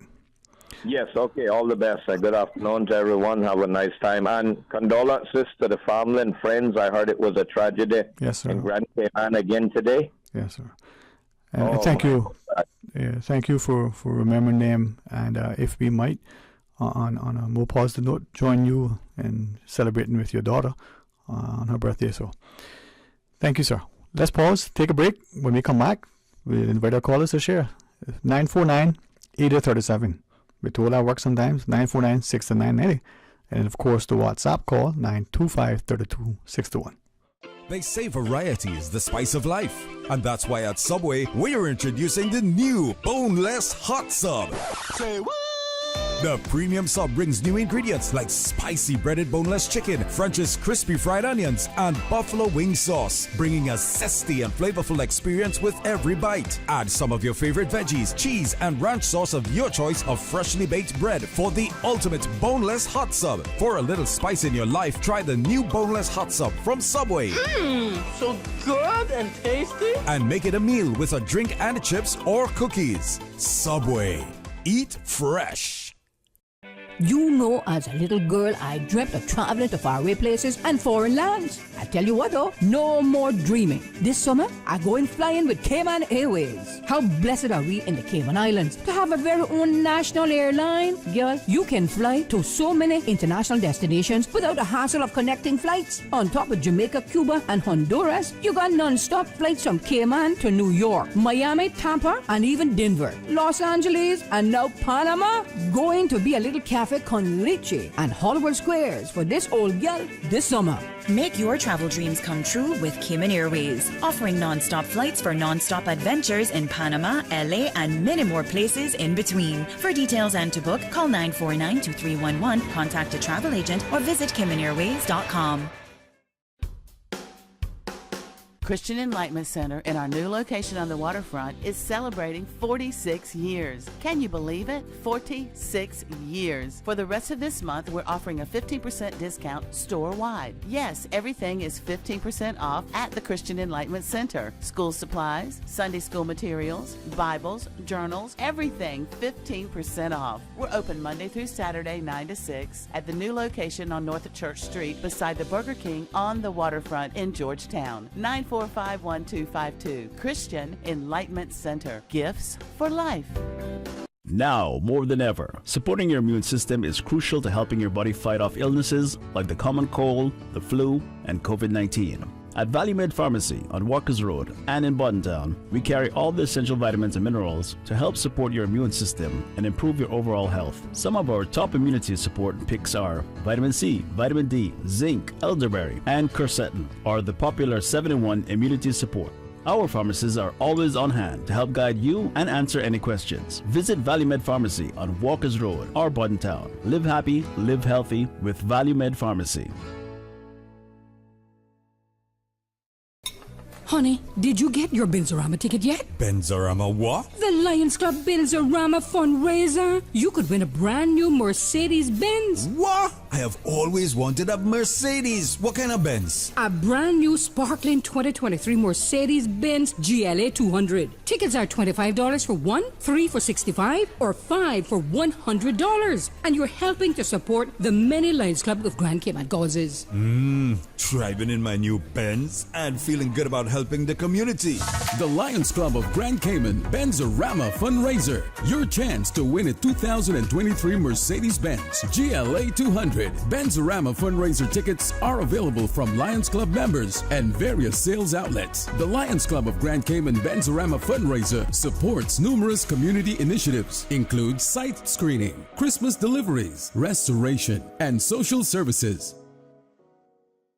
Further to the passage of the Education Amendment Act 2022, schools must develop policies to prevent bullying and create a welcoming and safe learning atmosphere for students. If you have reason to believe that your child is being bullied by another member of the school community, encourage them to report it to an educator, allowing them to respond quickly to protect our children and ensure their well-being. Learn more at gov.ky/education. Talk today. But I do have some questions. Talk today. Cayman Islands' foremost listeners participation program. Talk today. Because there are more questions than answers. What the public is saying. Waiting to take your calls right now. Sterling Dwayne Ebanks.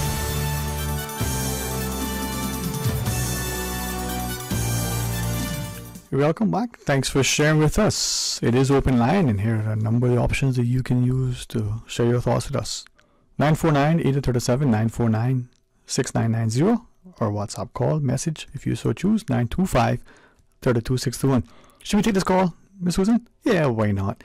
If the caller is so gracious to share some time with us, let's go to the phones and see if they're there. Welcome. How are you? Good afternoon. How are you? Oh, I am truly highly favored. How about yourself? Amen. Blessed and highly favored. It's another beautiful day in the beautiful Cayman Islands.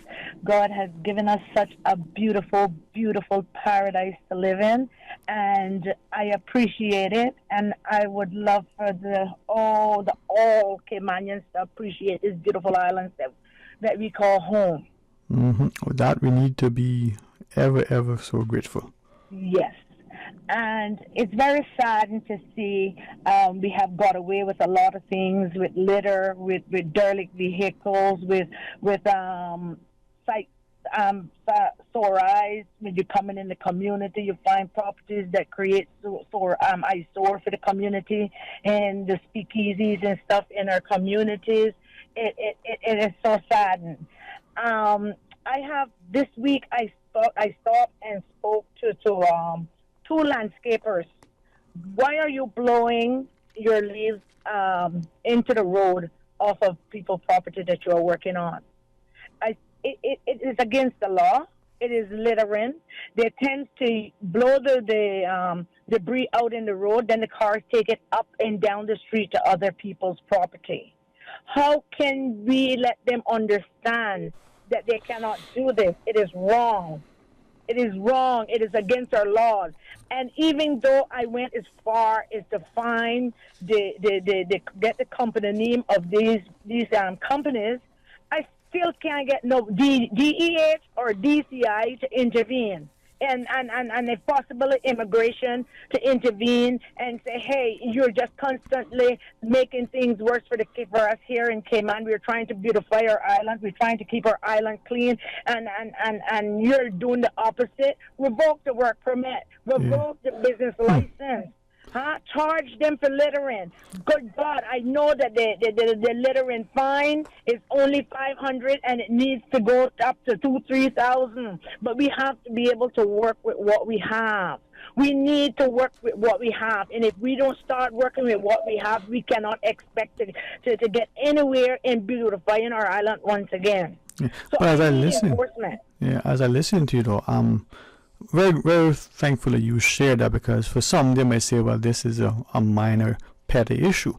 But as an example, I've had a number of private sort of homeowners who have shared.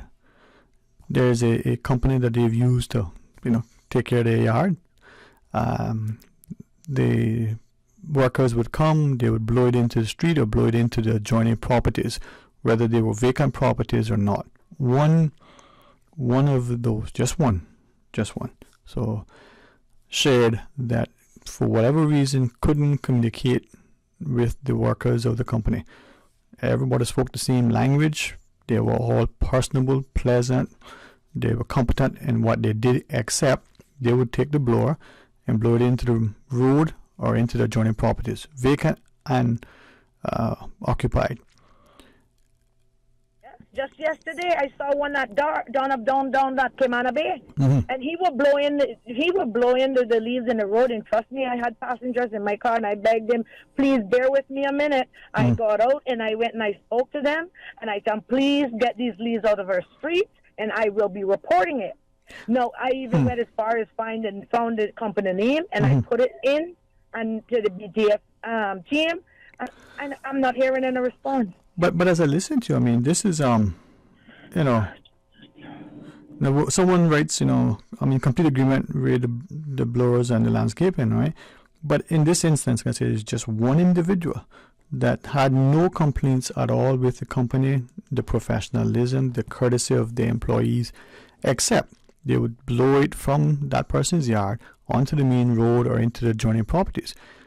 And no matter how much they asked, no matter how much this person said, they would speak to the owners or the particular employees, that practice didn't change until they said, listen, if my neighbors are complaining, it looks bad because it blows across the street. Eventually they change companies. So is it that we don't see that as an issue? It's your yard, but into somebody else's. What's the big deal? What do you think it is? I have no idea. I guess lawlessness, because when you look, you find them too. What debris they do collect, instead of going to the landfill and dump it, they take it onto people's property and dump it on people's property once they have it's a area that is not developed. But nevertheless, it's still somebody's property who will have to turn around and pay somebody to pick that mess up again and then transfer it to the dump. They need to learn and understand and go by our guide rules. And on top of that, we need competent people that who are hired to carry out our laws to charge these people. Because if they don't charge them, it's not going to stop. They need to start charging these lawbreakers, and that's the only way we would ever get anything done. And you know what I am advising now to do is to go to Section 112 of the Penal Code. Start charging the officers for not doing their duties. Because from you are a civil servant hired to do certain things, and you're not doing it, then that is offense. Yeah, I mean, I'm listening to you, and I keep thinking back to this particular individual. Like I said, it's only one, so one, maybe there are others, who shared repeatedly, will always talk to the workers and say, that's the only thing I have a quote-unquote complaint with. You're blowing it from here to there, and please don't do that. And the consequence was eventually they didn't renew the contract, or they canceled whatever, and got another company. The particular employer or supervisor, whomever, was informed. Presumably the workers didn't stop that practice. So where is that level of breakdown? Is it, as you said, the particular mindset of the workers? Is it a don't care attitude? Is it, and how do you address that if that's what it is? I think it's a don't care attitude, which needs to be addressed immediately. But how? I mean, they come from, and what I find is because it's a norm for them where they're coming from. It's not a norm for us here in the Cayman Islands. So why do they come here? And I guess they come here and they do it because at the end of the day, there's no penalty for it. Until they start to enforce our laws and start making them see what the penalty is, then and only then will they stop. But then I guess as I sort of extrapolate what you're sharing, maybe enforcement then across the board. Take, for instance, you reference a practice some may take, and we're only speaking of vegetation and so they'll take the yard clippings, put it in the back of the truck or whatever, carry it to an empty onto that piece of land, dump it there because it's just grass and tree limbs and no big deal. It's going to be rotten down, right? But it looks unsightly until it does, and that person doesn't want it there, so that's illegal dumping as it is, right? Exactly. If that practice is tacitly encouraged because we do nothing about it, if it's actively promoted because it doesn't go to the landfill, are we, without appreciation, starting to entrench a practice that could lead from yard clippings to household garbage to dumping of derelict vehicles, household appliances? Anyway, interesting, huh?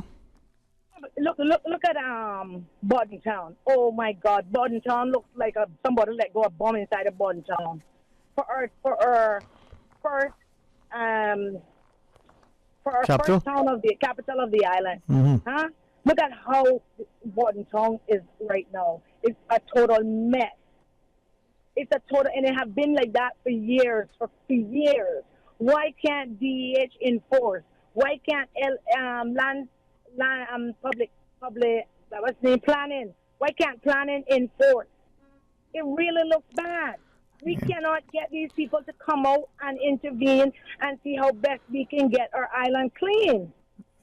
Yeah, but it speaks perhaps to maybe something that some of us look at and would say, listen, please don't do that because, we don't think it's right. The people doing it probably don't see anything wrong with it because of it's convenient for them. But then it comes down to enforcement, right? An insistence on the employer, an insistence by the person contracting and paying for the service. But also maybe, as you shared, the law being properly enforced because it's breaking the law. All right, we got the news break. Want us to talk some more? Well, I have a tour starting in a minute. Okay. But I also would like to highlight Red Gate. I reported to DCI illegal garage by Red Gate, where I think Digicel, and I know Digicel has that property rented and leased from the owner, but they have an eyesore of an illegal garage going on there. And I reported to DCI, and they're not doing anything about it either. Yeah, that particular road has been highlighted a number of times by primarily taxi drivers, and their vehicles are moved and then they return. But thank you for sharing, all right? And again, as the caller referenced, the importance of looking at it not just from it being a blight on the environment, but the safety to public health, the potential danger for other motorists and road users. We got to be responsible and accountable. Listen to our news and join us after for more Open Line. Radio Cayman, the voice, the heart, the soul of the Cayman Islands.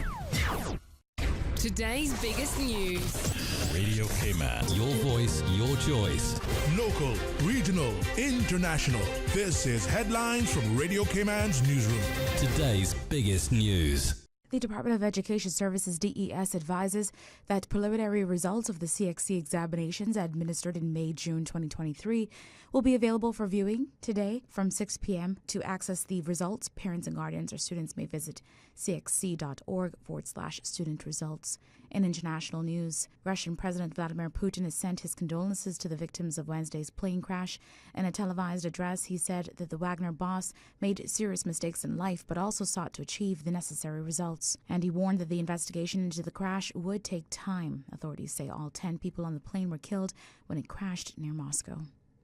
World Football's governing body has opened disciplinary proceedings against Spanish Football Federation president for his behavior at Sunday's Women's World Cup final. Luis Rubiales kissed forward Jenny Hermoso on the lips after Spain beat England. He earlier grabbed his crotch as he celebrated the final whistle. FIFA will look at whether those actions constitute violations of Article 13 in its disciplinary code concerning offensive behavior and fair play. Those are your latest headlines. I'm Shana Gallego. Today's biggest news. Radio Cayman, your voice, your choice. Local, regional, international. This is headlines from Radio Cayman's newsroom. Today's biggest news. Honey, did you get your Benzorama ticket yet? Benzorama what? The Lions Club Benzorama fundraiser. You could win a brand new Mercedes-Benz. What? I have always wanted a Mercedes. What kind of Benz? A brand new sparkling 2023 Mercedes-Benz GLA 200. Tickets are $25 for one, $3 for $65, or $5 for $100. And you're helping to support the many Lions Club of Grand Cayman causes. Driving in my new Benz and feeling good about helping the community. The Lions Club of Grand Cayman Benzorama fundraiser. Your chance to win a 2023 Mercedes-Benz GLA 200. Benzorama fundraiser tickets are available from Lions Club members and various sales outlets. The Lions Club of Grand Cayman Benzorama fundraiser supports numerous community initiatives, include site screening, Christmas deliveries, restoration, and social services. Talk today. But I do have some questions. Talk today. Cayman Islands' foremost listeners' participation program. Talk today. Because there are more questions than answers. What the public is saying. Waiting to take your calls right now. Sterling Dwayne Ebanks. Hey, welcome back. It's a good day on a Thursday as we're looking forward to the Friday and glad for the Wednesday. Sung a song, doesn't it? Hey, 949-8037, 949-6990. Trying to get my chair so comfortable. But I wish I was in a hammock somewhere under the 2 coconut trees with a good book. I got a book in mind I want to read. But I want to hear from you more importantly, what is on your mind. To the last caller in particular, you could hear, the growing concern, that passion that, let's not litter our roads. It's not just because we got people visiting, whether they're first time or returning visitors. The fact that it's potentially dangerous to other road users. Those walking or riding have to go around, those derelict vehicles and could collide unknowingly into another vehicle that may not always be driving with due care and attention. But what about if they stay there and then there's an impending weather system? What could that do for the passage of emergency vehicles following the storm?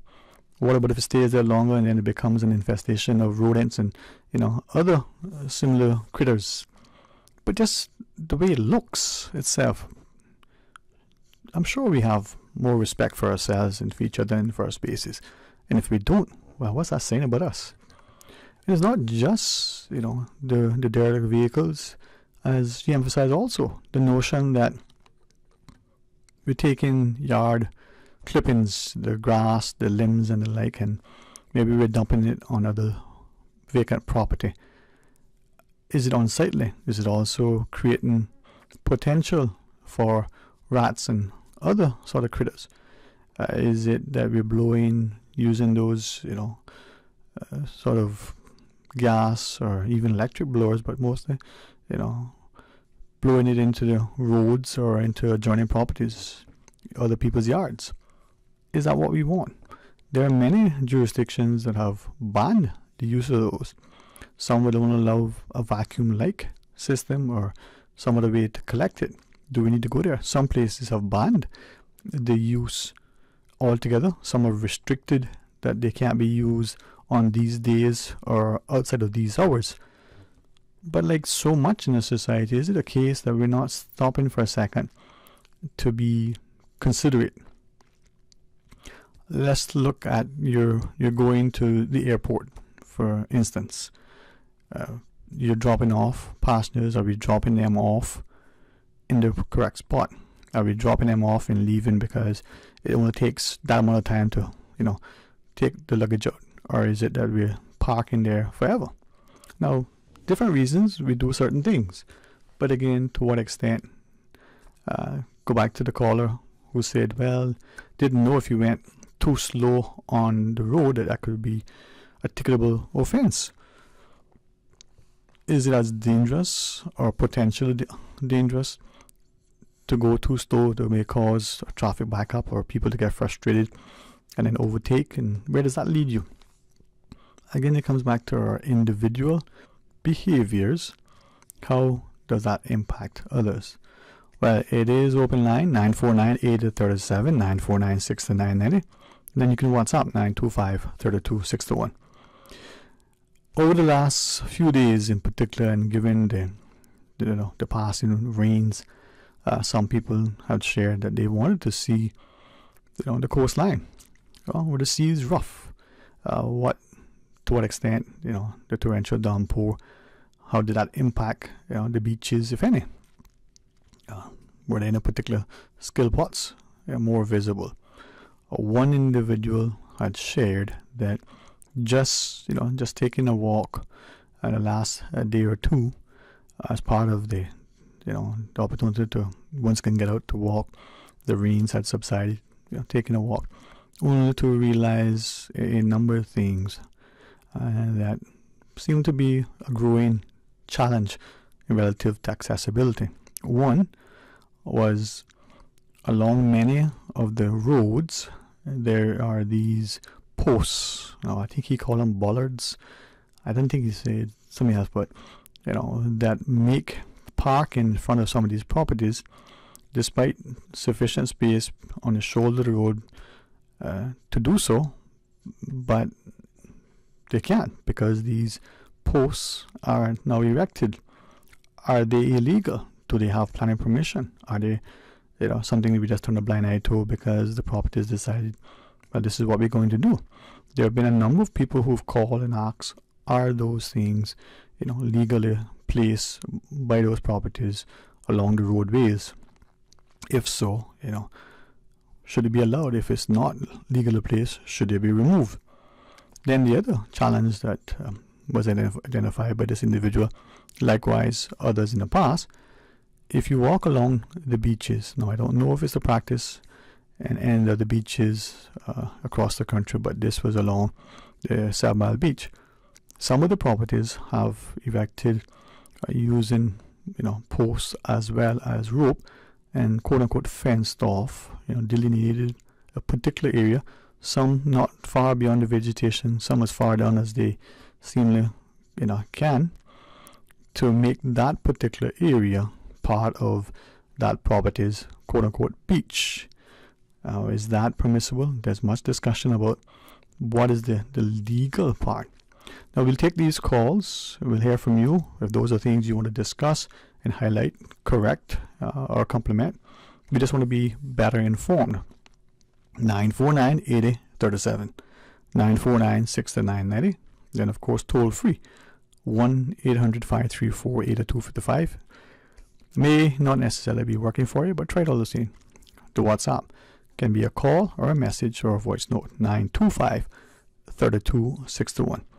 But as I listen to some of the individuals, you can see increasingly that people are not trying to be as maybe said in this jurisdiction using the parlance, bad-minded, but some people may actually find that they're a bit complacent, expecting someone else to address something because it's so clearly obvious, and in the absence of it becoming a public discussion, it becomes an accepted practice, and over time it becomes the norm.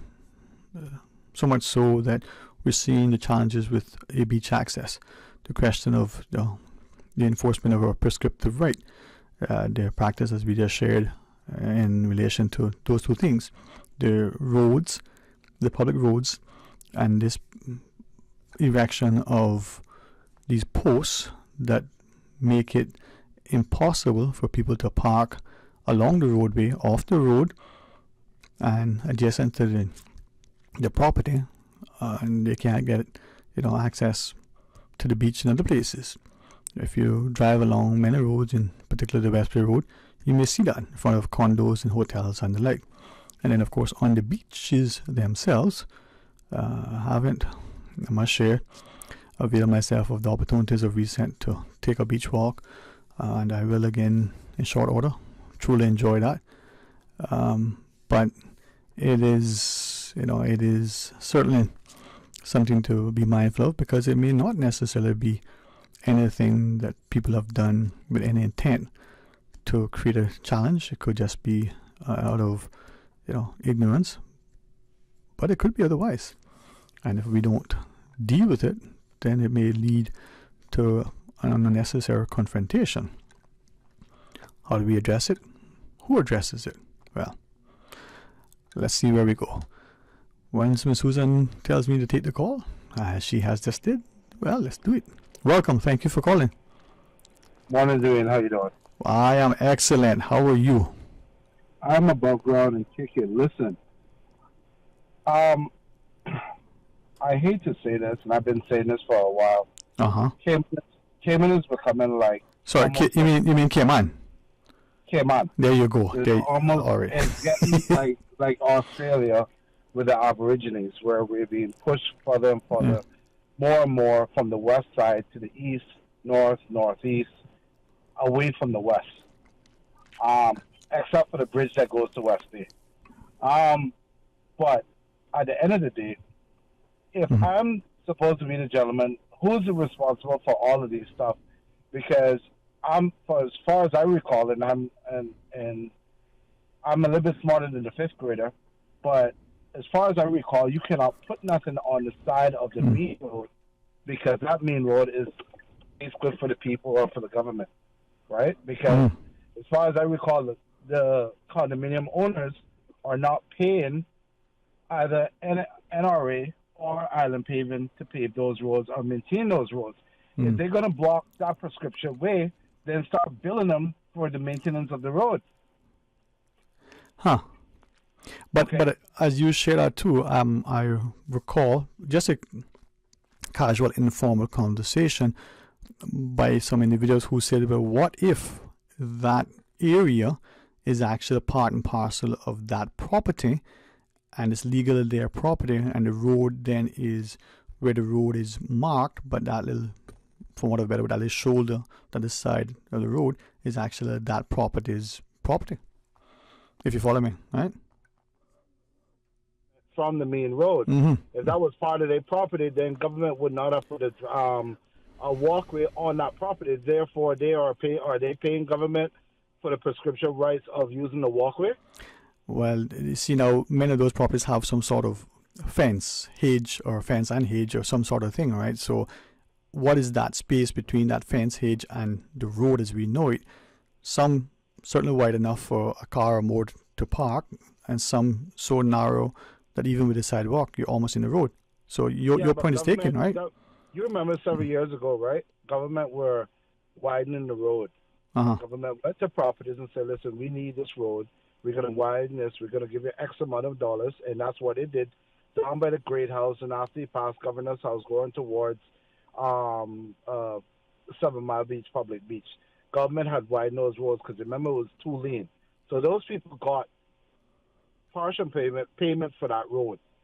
If government's going to take our own money and build a sidewalk with our money, but yet they're going to block that section, then why is our money being spent on the sidewalks? Why are our money being spent on the roads if those people are going to have the rights to block that road? That don't make no sense. Yeah, that's like if you turn around and you have your yard fenced off, but yet you're going to put blocks in the front of your yard or rocks so people don't turn around. That's not your property. That's government paved road. You know, as a listener, it's evident that there are many things where public expenditure probably benefits primarily a small subset of the population privately, and when it comes to, say, main thoroughfares, those roads like that, are businesses and property owners allowed to do some of the things? Remember some time ago there was a big hue and cry about I call them sandwich boards, those little marketing boards that businesses would put out to say, hey, we're open, we got a special on today, a sale or what have you, right? And they were on the sidewalks and different places, and there was something saying, that's possibly impeding the visibility of traffic, preventing people to walk on the sidewalks, and that practice seemed to have been curtailed somewhat. So if we can address things like that, why are we turning the blind eye to these bollards or whatever they are along the roads, and these fence and rope wood-like enclosures on the beaches? Well, you see, the bullards on the side of the road, like a friend of mine, he has where he does these signs, and he backs it on they're movable. These things that are by the sidewalk cannot be moved, and in case of say, for example, a fire emergency, and the fire truck has to be parked on the side of the road, there's no way the fire vehicles or the emergency vehicles going to be able to park on the side of the road. Yeah. Now, for an example, if the hotel puts that up and my car catch a flat and I could have pulled over to the side of the road, but by me pulling over to the side of the road because I couldn't control it, I end up hitting these medians, these things that I have on the side of the road. Now, because are the hotel now liable for the damages of my vehicle because it should not have been there? Or the condos are now liable for the vehicle? Right. Or if I'm riding a bicycle and for some reason I slip off my bike and I get really injured, will they be liable for that because that's their property? And not only the flat, but let's say an emergency vehicle, there's the fire truck, the ambulance coming over, and you want to pull to the side, but you can't just then because, there's sufficient space.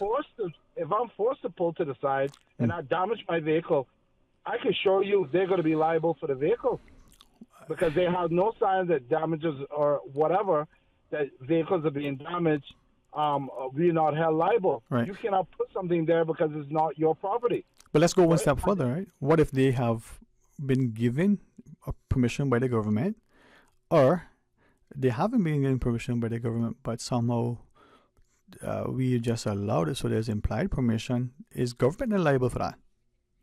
All right, we got a break to take. You want us to join you after, or you got a quick comment you want to finish up? Yeah, I can hold. Just one quick thing. Go for your break and I'll hold on. Yeah. Thank you, my friend. Let's do that. Hey, I like to hear advertisers, so listen to them. Join us after. From boat days to beach gatherings, leave the catering to Subway. Choose from small and large sandwich platters, double meat wrap platters, and top it off with optional cookie platters for dessert. Or ask about our Subway box to go with the option of 6-inch or foot-long sandwich, 1 cookie, and 1 bag of chips for all occasions and celebrations. Let Subway focus on the food so you can focus on the fun. Visit subway.ky for catering options. Subway. Eat fresh. You know, as a little girl, I dreamt of traveling to faraway places and foreign lands. I tell you what though, no more dreaming. This summer, I'm going flying with Cayman Airways. How blessed are we in the Cayman Islands to have a very own national airline? Girl, you can fly to so many international destinations without the hassle of connecting flights. On top of Jamaica, Cuba, and Honduras, you got non-stop flights from Cayman to New York, Miami, Tampa, and even Denver, Los Angeles, and now Panama. Going to be a little cafe con leche and Hollywood Squares for this old girl this summer. Make your travel dreams come true with Cayman Airways, offering non-stop flights for non-stop adventures in Panama, LA, and many more places in between. For details and to book, call 949-2311, contact a travel agent, or visit CaymanAirways.com. Get ready for more with Digicel's all-new prepaid plans. More any-use data to browse. Entertainment data for Netflix, Spotify, YouTube, and TikTok. Plus, stay connected with endless social data for Snapchat, WhatsApp, Instagram, Facebook, and Twitter. With Digicel's new prepaid plans, you'll never miss a beat. Activate in the My Digicel app today. Digicel. Better connected. Freedom, Cayman Brack. Freedom, Little Cayman. Soft breezes, blue waters, no traffic. Unwind and rejuvenate your mind, body, and soul. Sister Island Staycations, a taste of freedom. Discover all that our sister islands have to offer.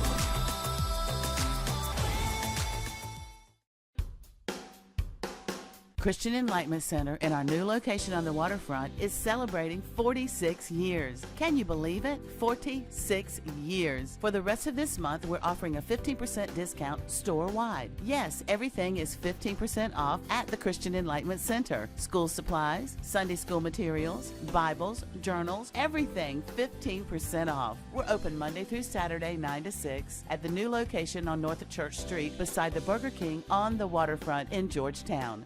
945-1252. Christian Enlightenment Center. Gifts for life. Hey, we got to have love now. Friends of Ja Mitch come out to support a special live music fundraiser at the Hartwell Theatre Saturday, September 2nd from 7 to 11 p.m. Free admission for all, but donations welcome to support the recovery efforts for one of Cayman's legacy musicians, Ja Mitch. Performances by Swanky, 5th Division, Heat, Sugar Daddy, and the J.R. Douglas Band. Proudly sponsored by the Caymanian Times, Young Blood Productions, CNCF, Love Culture, Reflections, and Radio Cayman. The Friends of Ja Mitch live music fundraiser at the Hartwell Theatre. Free admission Saturday, September 2nd from 7 to 11 p.m. Talk today. But I do have some questions. Talk today. Cayman Islands' foremost listeners participation program. Talk today. Because there are more questions than answers. What the public is saying. Waging to take your calls right now. Sterling Dwayne Ebanks.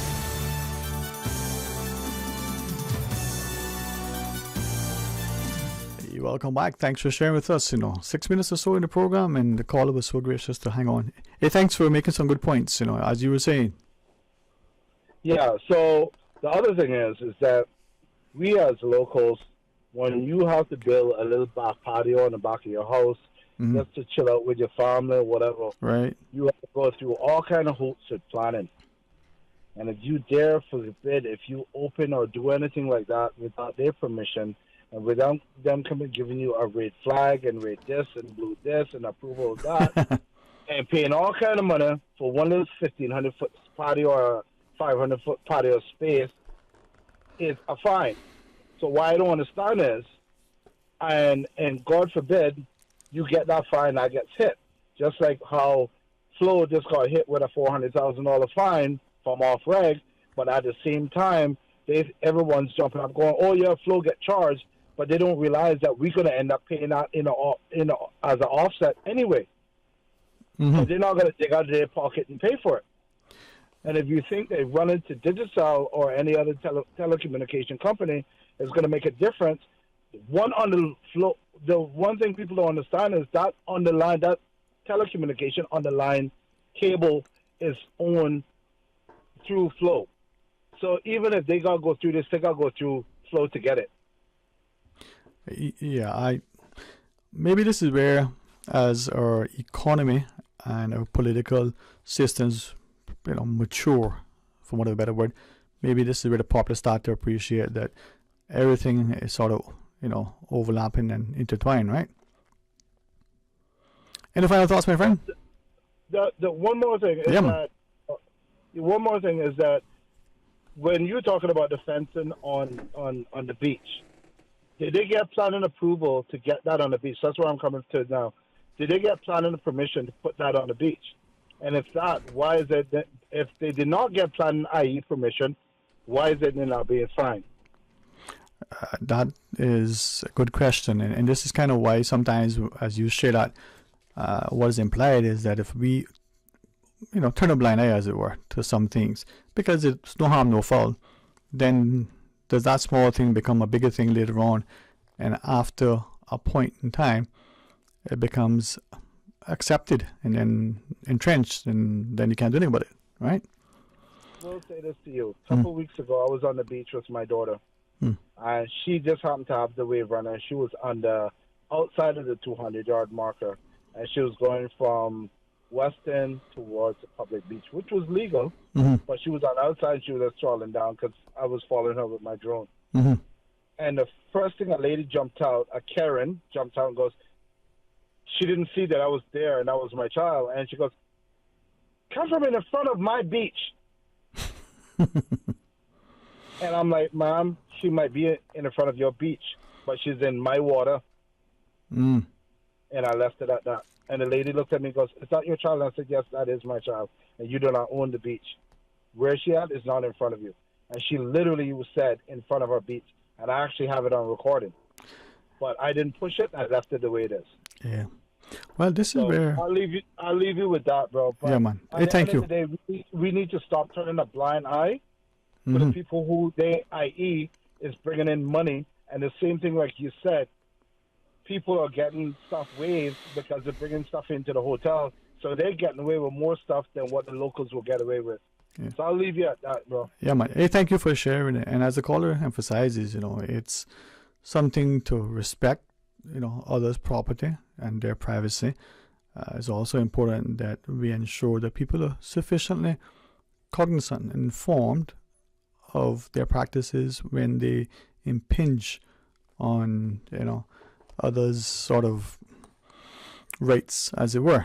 And that, those two practices, I appreciate the number of people, but the one in particular who said, listen, in recent times, look at how this become a practice along what seems to be the roads, the public roads, the Westbury Road as an example, and hotels and condos and other private properties have placed these post bollards, whatever they're called, on the shoulder, on the edge of the road between the properties, fence, hedge, or what have you, and the road that could, prevent people from parking. Whatever the justification, are they illegally done? Did they get planning permission? Is it something that should be, encouraged? Does it discourage people from using, the beaches? Does it provide, a challenge to emergency vehicles accessing those properties? When some would say, well, they're plastic, they can easily be bent down if the ambulance or the fire truck needs to go over them. But should they have? Or what about you, as the caller shared? You now have a mechanical issue with your car, the tire flat or the like, and you want to pull off. What if you're riding your bike or running and you stumble and you fall into these? Is there an issue? What if you're trying to pull over to get out of the way of the approaching fire truck or ambulance or some other emergency vehicle, and you can't because these things are there. Now, go on the beach side. If you haven't been, and you see the practice of these usually, wooden posts with rope strung between, fencing off a section of the beach. Is that legal? Is that with the permission of the planning authority? Again, little practices. Two of our listeners share. One says, as far as I know, once there's a sidewalk there, then the land is public. A listener says, let me read it here. Says, so true, where the condos block, the properties in front of their walls, especially on the Westbury Road. Perhaps this is a practice to keep people from parking. Perhaps, they should be forced to spend funds to put in sidewalks themselves. It is much, that we are facing. What are we doing to make sure that our society is safe and civil? What are we doing to ensure that people understand what is legally permissible, and when it isn't, not so much to punish initially, but to inform and get the practice corrected, provided there's no injury in the process of doing that thing. And not that ignorance of the law is necessarily a defense, but to make sure that we do things properly. All right, tomorrow is Friday. We are very thankful for today and hopefully, expectedly be a part of tomorrow in a very positive, productive way. Started off with Mr. Art, be a part of his show. Great information, great, to be an active and engaged listener.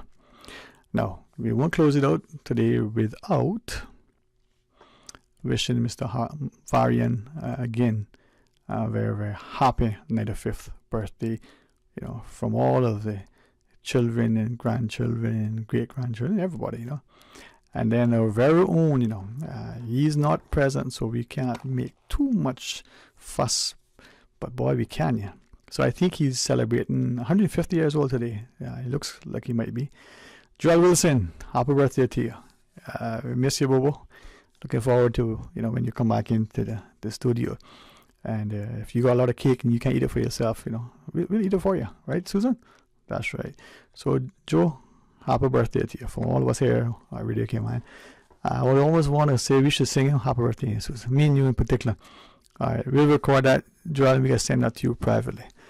And for all, alike, as difficult as it may be to put a smile on our faces because our hearts are heavy, our hands feel like, they have a little laden as well with all the burden that we feel we have to shoulder.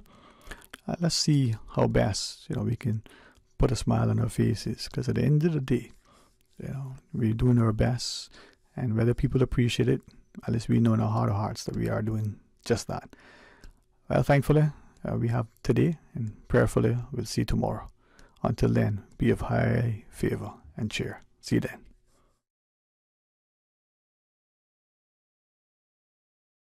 Talk Today is brought to you by Subway, open 24 hours in Countryside, Anderson Square in Georgetown, and Centennial Towers in West Bay. And by the Ministry of District Administration. Explore your history, explore your land, explore your sister islands. And Cayman Airways. Call them on 949-2311 to book your nonstop flights to Los Angeles and Panama. And Digicel, Cayman's bigger, better network.